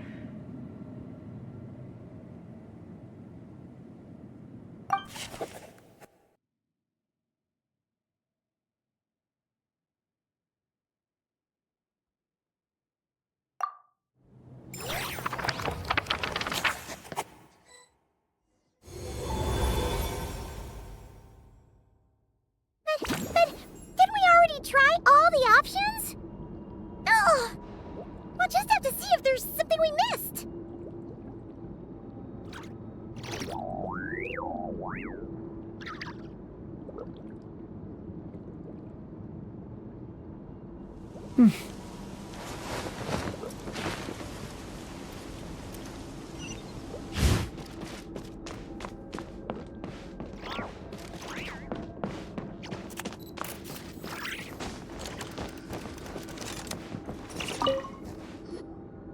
There you are. Oh! Hello there! Hey! It's Mini Durin again! What are you doing holed up in here?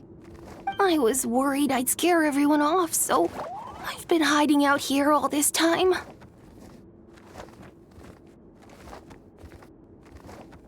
You must be really nervous, huh? I guess I am a little nervous, but I'm also excited! I'm gonna get to stop the evil dragon and even become a human! It's all thanks to that Clay man. He's the one who talked me into it.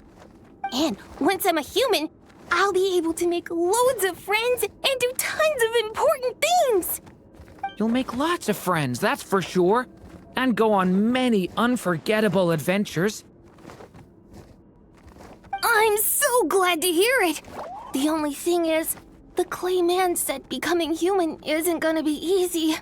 So I'm feeling a little anxious too. He's right about that. Even if you manage to become a human, there will always be tougher challenges on the road ahead. Really? But even so, your friends will be there to help you. Oh? Then I'm not afraid. Funny, isn't it? After talking to you, I'm not afraid anymore either. So, are you ready now? Yep, I'm ready to become a human. What the clay figure found was none other than the evil dragon's heart itself. Though the creature had perished long ago, its heart was still there, pulsing away and growing warmer with every beat. And the clay alchemist knew what it meant. That the evil dragon would return one day, just as the prophecy had foretold. Yet, guided by his mother's wisdom, he foresaw another fate. If only the alchemist could bestow this heart upon the little dragon, he might be reborn in the evil dragon's stead. Only then would the evil dragon's heart grow still, and the little one inherit its tale. At last, the little dragon accepted the evil dragon's heart, and a new life came into being. The evil dragon's heart beat in his chest, and the little dragon's soul guided him forward. Thus did the prophecy hold true, even as fate had been rewritten, and so was the little dragon born anew.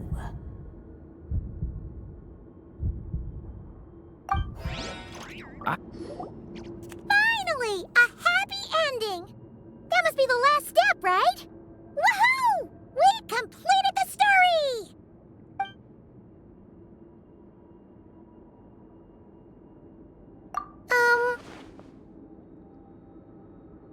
Born anew, the little dragon set off once more, his story far from over. Huh? So, that wasn't the end?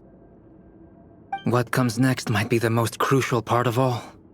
The real last step. If fate really is as devious as they say, then I say, show us what you've got. Wow! You're all so serious all of a sudden.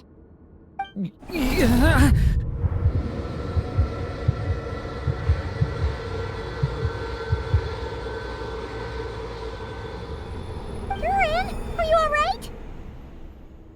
The evil dragon's heart was now one with the little dragon, yet the dark power within it still lingered. Would the little dragon dare to hold this power back, or would he simply give in? Hey! What kind of question is that? Of course he's gonna control it! What choice does he have? Time is running out. So, would the little dragon dare to hold this power back? Or would he simply give in? What's up with the narrator?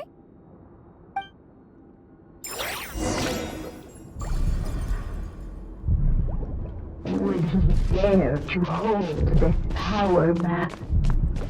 Or would he simply give in?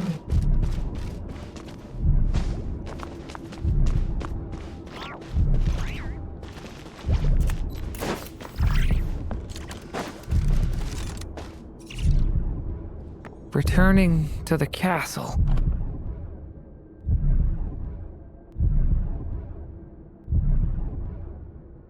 I just never thought crossing over into a new world would create so much trouble. All I wanted was to make some friends. I'm starting to think I kinda miss being in Simulanka.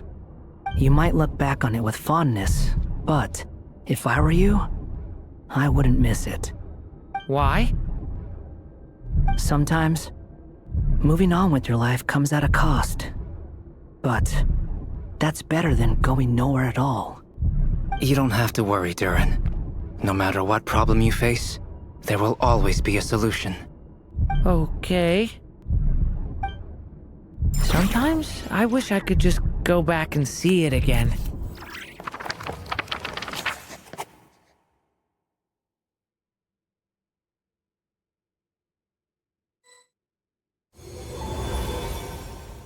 As the little dragon slipped back inside the castle's walls, the clamor of the outside world fell away. There was no danger here, no problems for the little dragon to resolve. As soon as his mother finished her story, it was time for the child to drift off into the world of dreams. And so the story ended, with the little dragon fast asleep in his castle, just like he had never even hatched. What's going on? I feel so weak. Hey, what's happening? Durin, wake up!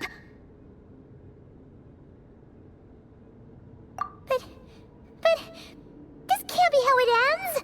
Durin promised to bring back everyone's memories. There's no way he'd accept an ending like this.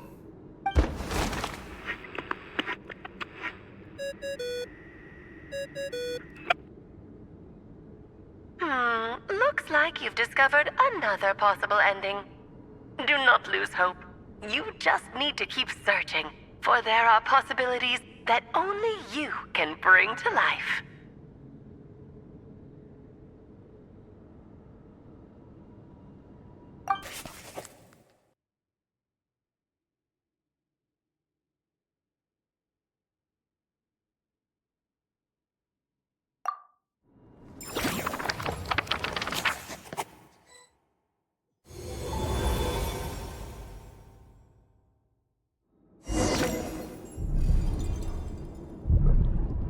Would he dare to hold this power map? Or would he simply give in? The little dragon and his companions blank. Blank again. Huh? What's going on? Are we running out of ink? Once the ink runs out, is that the end of the story? I had a feeling this would happen. What's happening to the others? Now that the story's ink was spent, all that lay ahead were blank pages.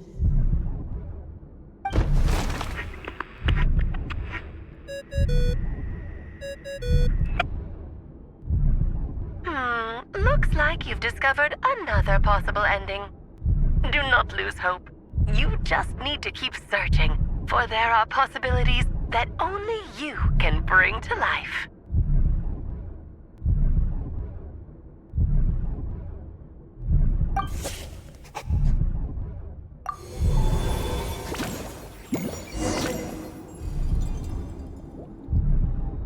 Would he dare to hold this power map? Or would he simply give in?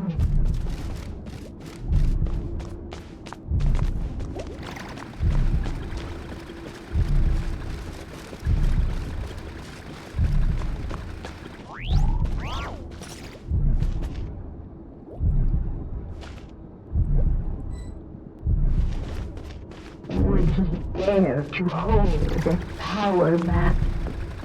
Or would he simply... If we go this way, we'll be returning to the castle. Returning to the castle.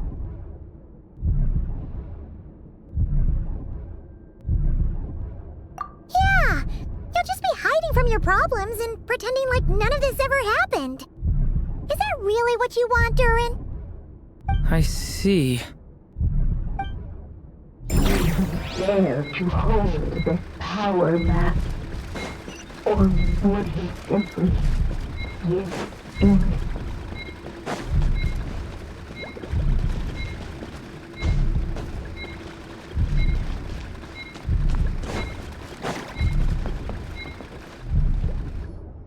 Not enough ink? Seriously?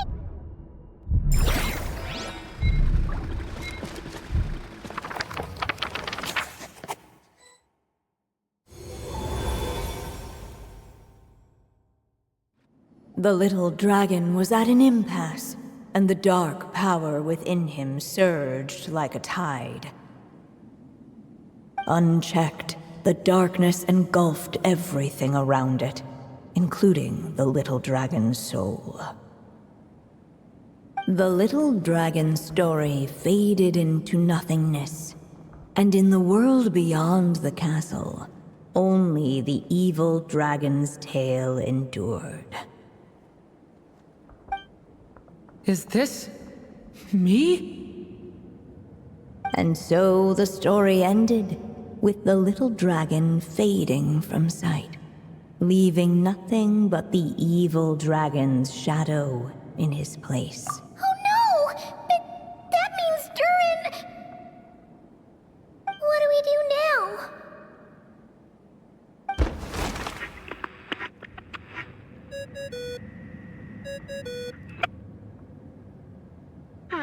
Looks like you've discovered another possible ending.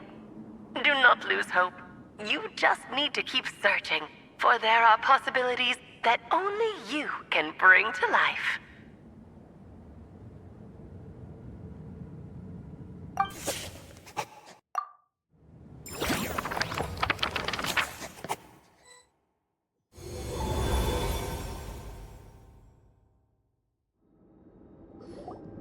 What's going on here?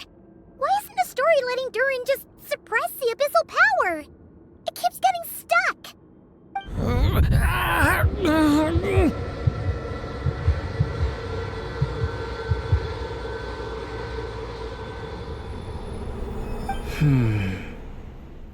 It seems the act of suppressing the power counts as an event in the story. In other words, we would need ink to write it in. So, what now? Did we use too much earlier? How are we supposed to write a happy ending with only this much left? But... Well, this is Durin's story. As long as he's alive and well, why should it end? If there really is such a direct correlation between the story and his fate, I may have a potential hypothesis. Durin was, and still is in essence, a storybook character, written into being by M. From the moment he was born, he has always dwelt within her story. And I suspect that has remained the case, even after his arrival in Tevat. Reviving Durin in the evil dragon's place was an act of grafting this Durin story onto the latter's fate. In essence, that is how his fate was rewritten. But there is a fundamental difference between a being's story and its fate.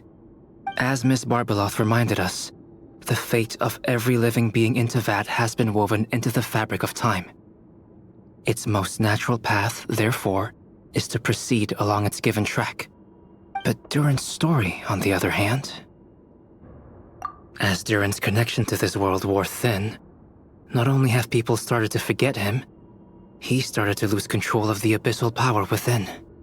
In other words, his story can't continue. Because the author's ink is drying up. That's what it seems like to me. It would seem the little dragon had made a group of fine friends indeed. Save it.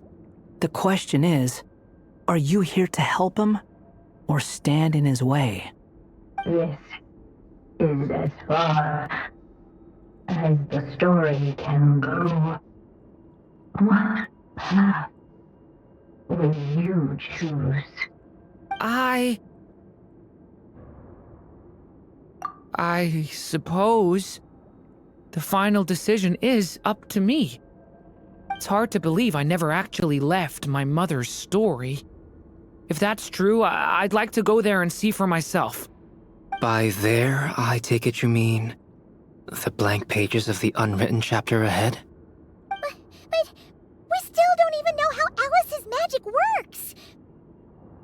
If Durin belongs inside the story, then going outside of it to some unwritten part, isn't it too risky? I'm not afraid. I second that. It would seem this is one answer you need to go seize for yourself. So be it. Whatever obstacles stand in your way, we'll tear them down together.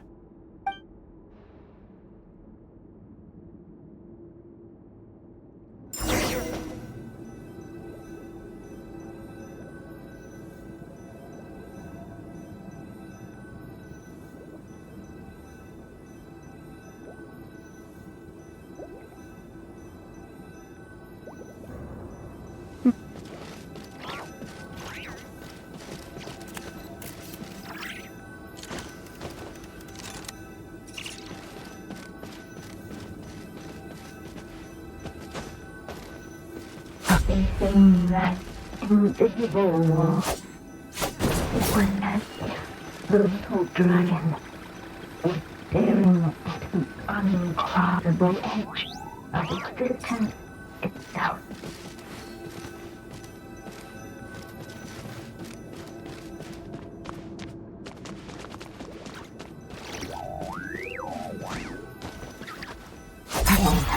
All of a sudden, it began to fracture as if struck by some transcendent will.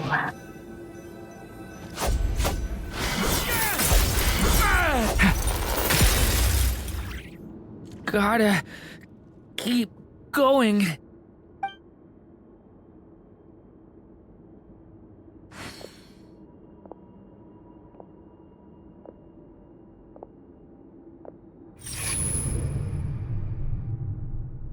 Ahead lies only a stormless void. My consciousness is slipping away.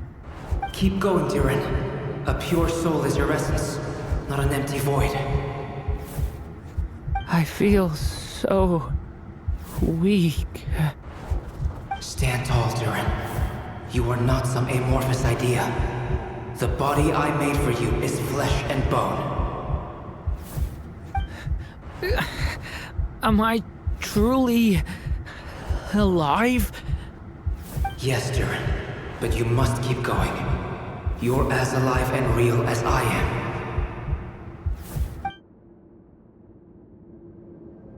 I can't feel a connection. You're not alone in this world, Durin. At the very least, you have me. I can't remember anything. Who am I? Your name is Durin, and there are many who still remember it. My name is Durin. You're taking too long. Come on, Durin, run! In this world, fate waits for no one. Wait! Where am I meant to go? What am I supposed to do? Go make your wish come true, Durin. My wish?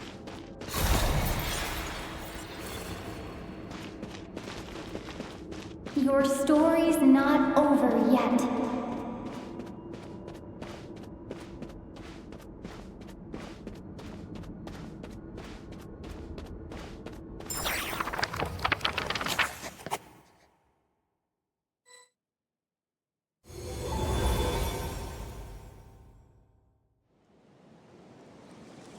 Silence, huh? Have you nothing to say about my proposal? Let me get this straight. You want to graft your story onto this unfinished thread of fate, and in doing so, not only rewrite that fate, but allow the story to live on. Quite the brilliant idea. Still, the story's survival depends entirely on whether the author keeps writing. Exactly. And the moment foretold by the prophecy is still centuries away. I see. I thought my own ignorance might be the problem. That I'd asked more of the noble science of alchemy than it could ever deliver. Or that I had failed to discern the heavenly signs and grasp the secret truth underlying the prophecy. Little did I imagine that time itself would prove to be the greatest hurdle of all. Well, my friend, this has been a most intriguing experiment. And from an academic perspective, at least, I don't think it was a bad proposal.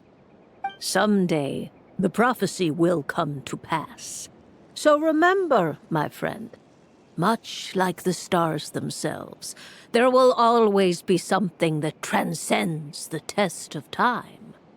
Thank you, everyone. You've helped me so much already. But, Alice, I still have one final favor to ask of you. Will you lend me your magic one last time, just enough for me to keep his story alive until the prophecy is fulfilled?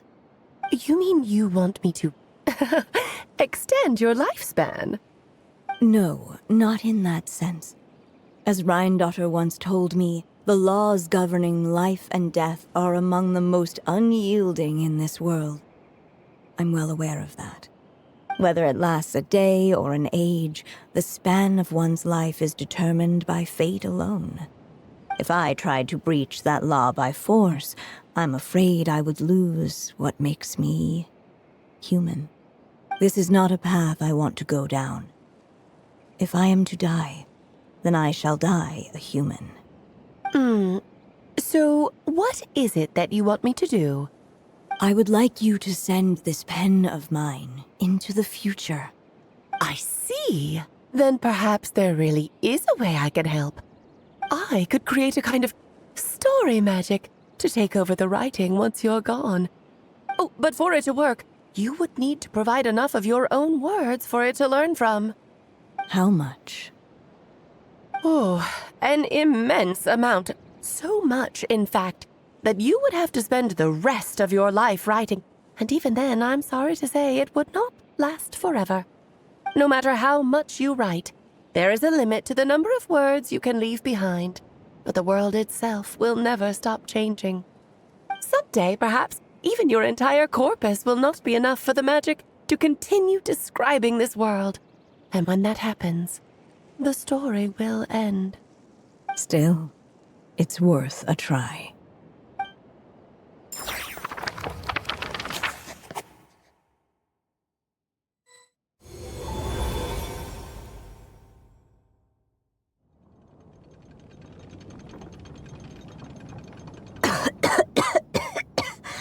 Oh, my dear Anya. Even after all this time, you're still...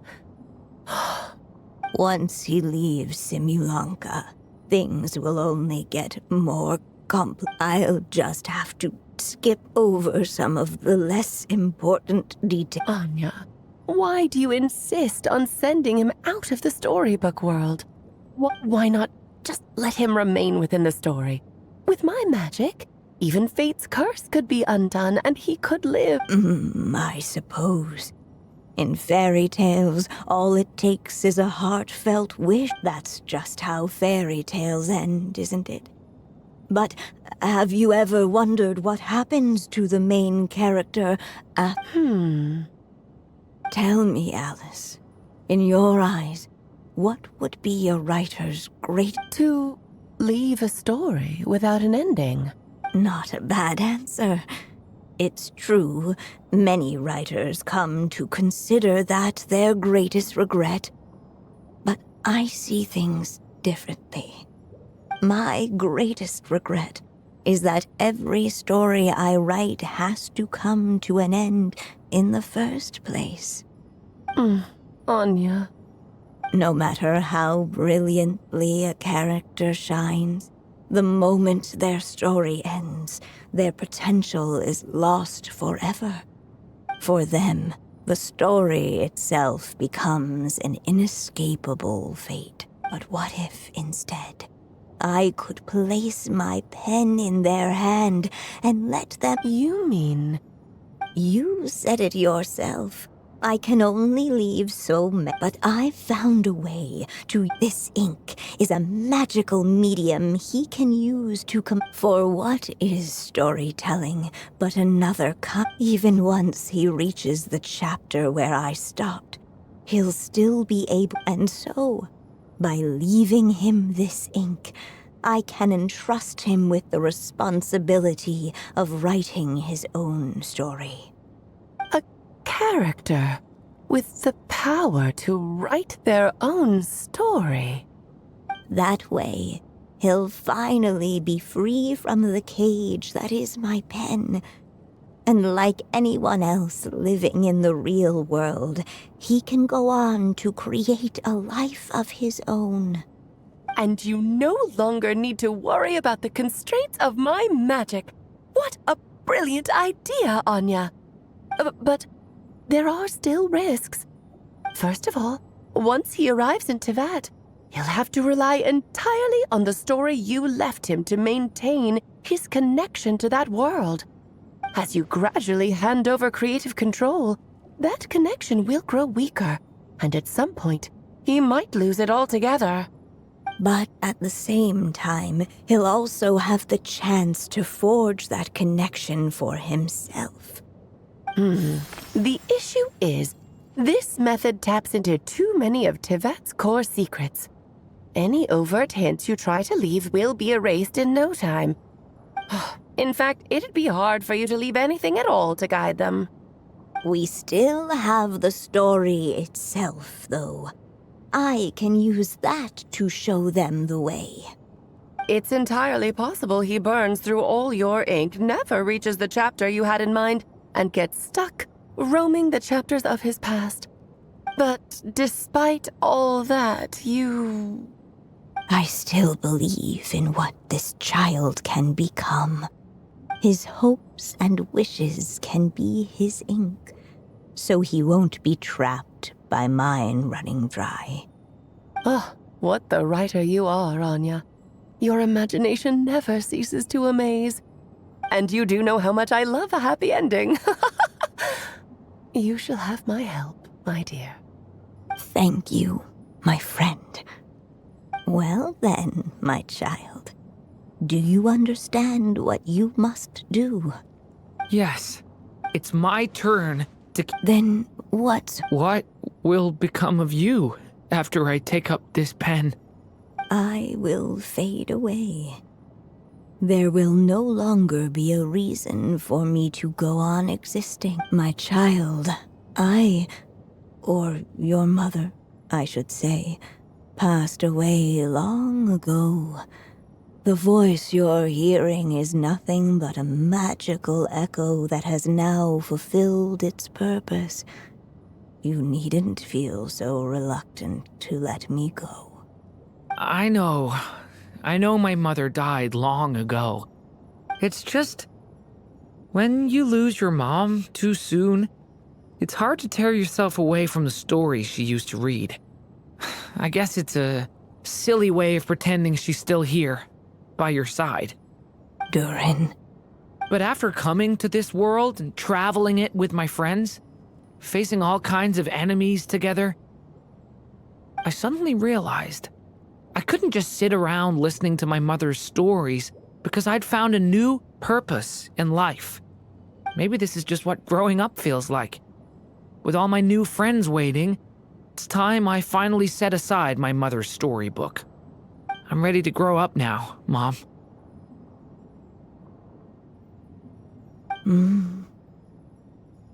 Then take this. A gift I should have given you a long time ago. You've witnessed this story from the very beginning. Made your wishes, offered your blessings, and even wrote your choices into its pages. From here on out, now I ask of you, The other, will you turn the page so the next chapter can begin?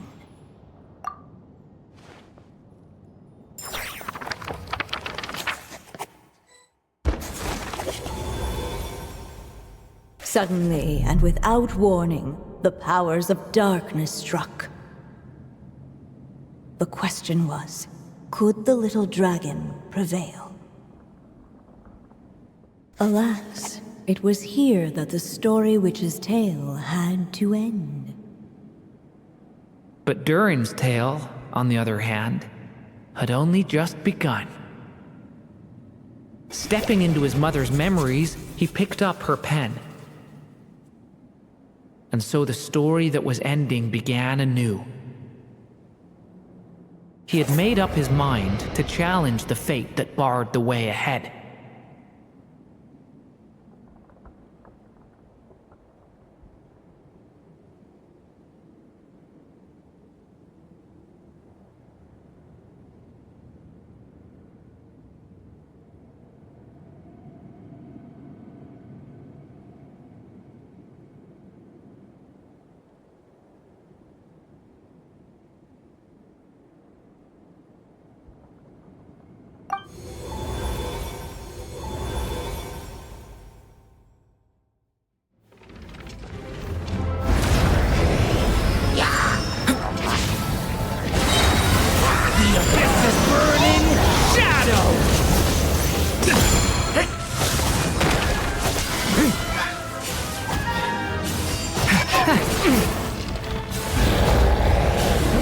No dodging this one.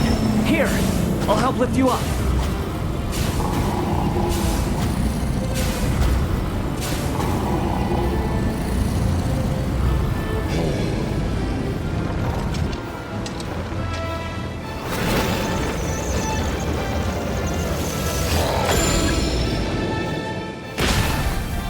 Leave it, only my story shall endure.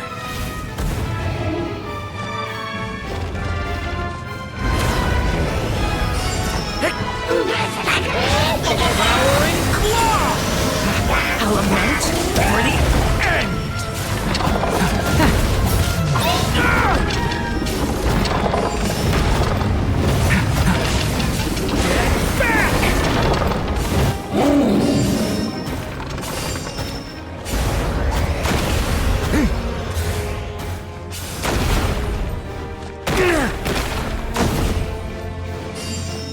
Looks like there's nowhere to hide.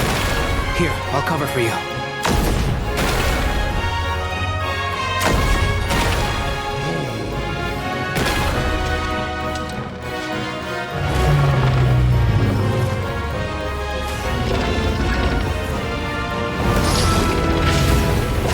This time, the light prevails.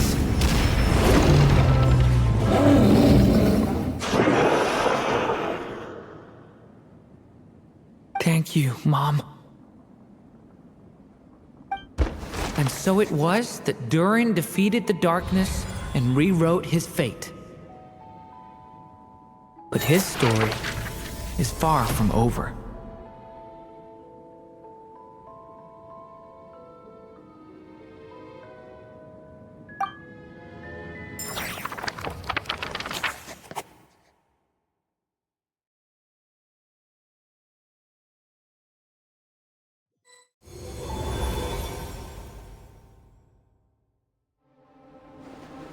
Is everyone okay?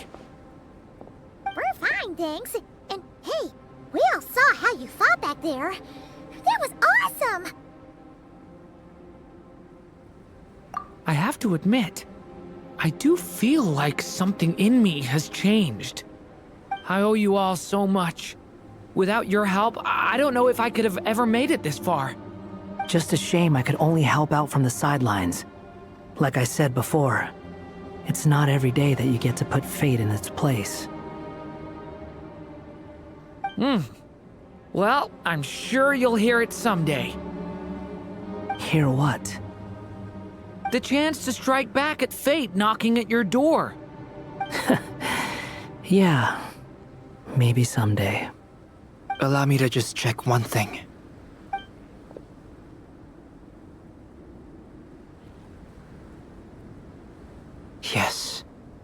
The abyssal power within you has stabilized again. And those strange symptoms you were experiencing seem to have completely disappeared. Oh, thank goodness!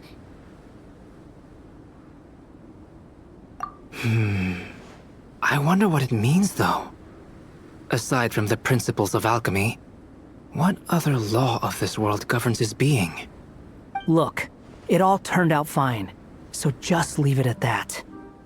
Now that this one's out of danger, it's time for me to get out of here. You're leaving so soon? Don't humans usually throw a party after something like this? A party? Do I look like that kind of guy? Anyway, come find me again next time you're in trouble. That's what friends are for, right?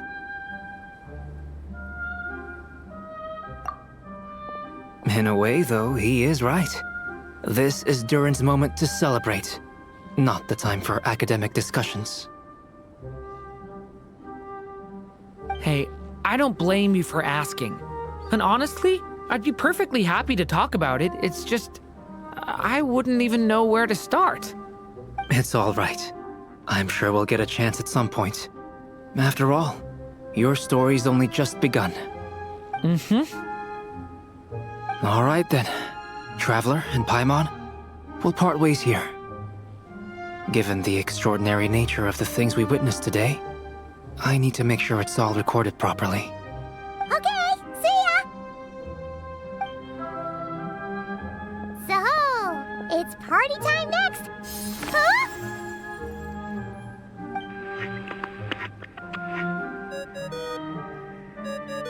Congratulations on completing your mission. Now then, as per our agreement, it's about time you returned that book. She must have known the moment we finished. Just like she said she would. I've heard dressing appropriately is a must for socializing.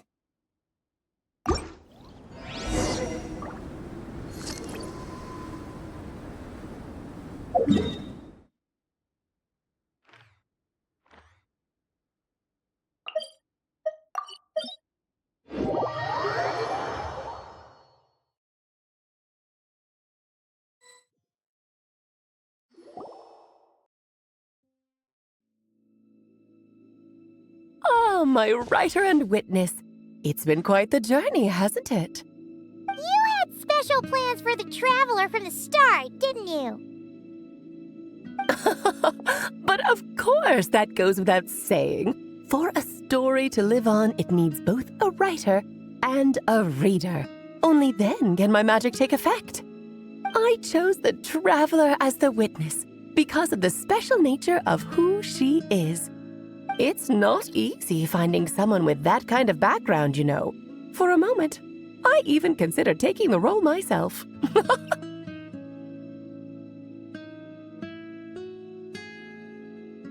At least it made for an interesting story, right?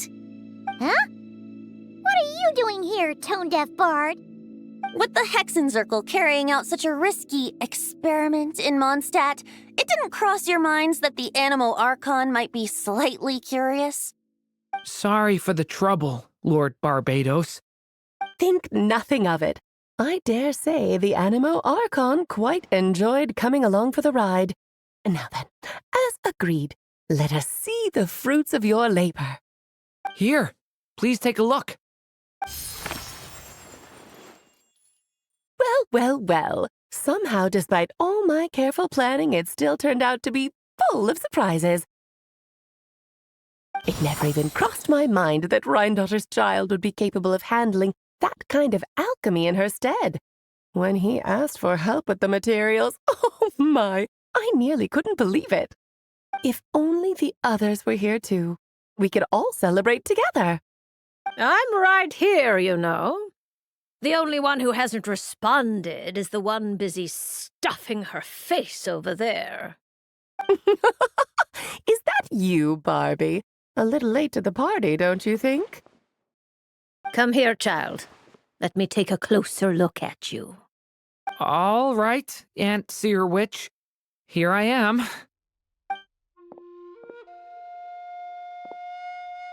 Just as I thought. This child's fate does not appear among the stars. Anya has accomplished what almost no one before her could. What does that mean? Child, all you need to know is that you're very lucky indeed. Oh.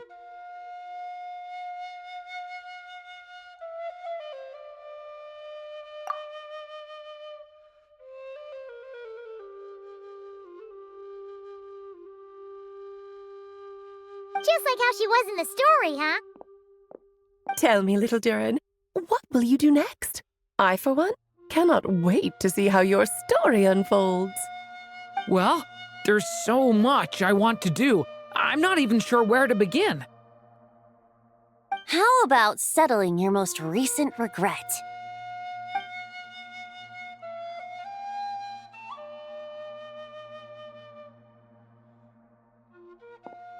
Not so fast, Tone-Deaf Bard! What exactly did you just tell Durin to do? To make the long overdue wish come true. Thank you once again, Alice. How much time do you have left? I believe these should be my final moments. Just enough time to say goodbye to my dearest friend. This feels like having to say our final goodbyes all over again. I don't like it. Not one bit. I don't know how to respond to that. Strange. You were always such a cheerful figure in my stories. I even dubbed you the Merry Witch, you know. Oh, please. You know full well it was your stories that first taught me what true pain and sadness felt like. Aside from saying goodbye to me, shouldn't you also leave a few words for the child? Since the book will be his to continue, why don't you write him a little parting note? There's no need. His mother already did that long, long ago. All that remains is for me to convey it on.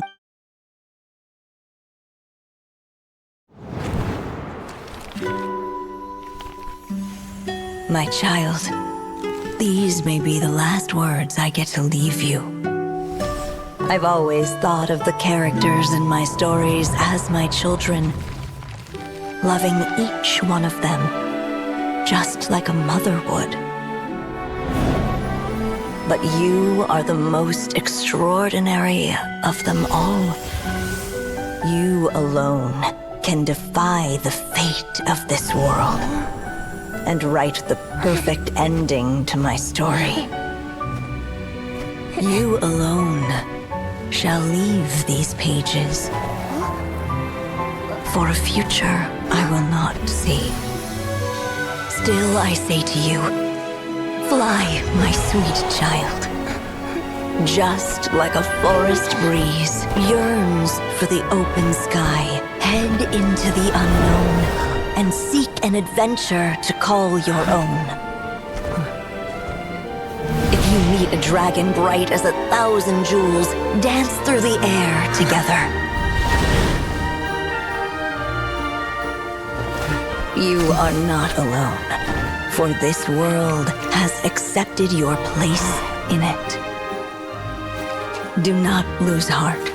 You still have many wishes left to fulfill.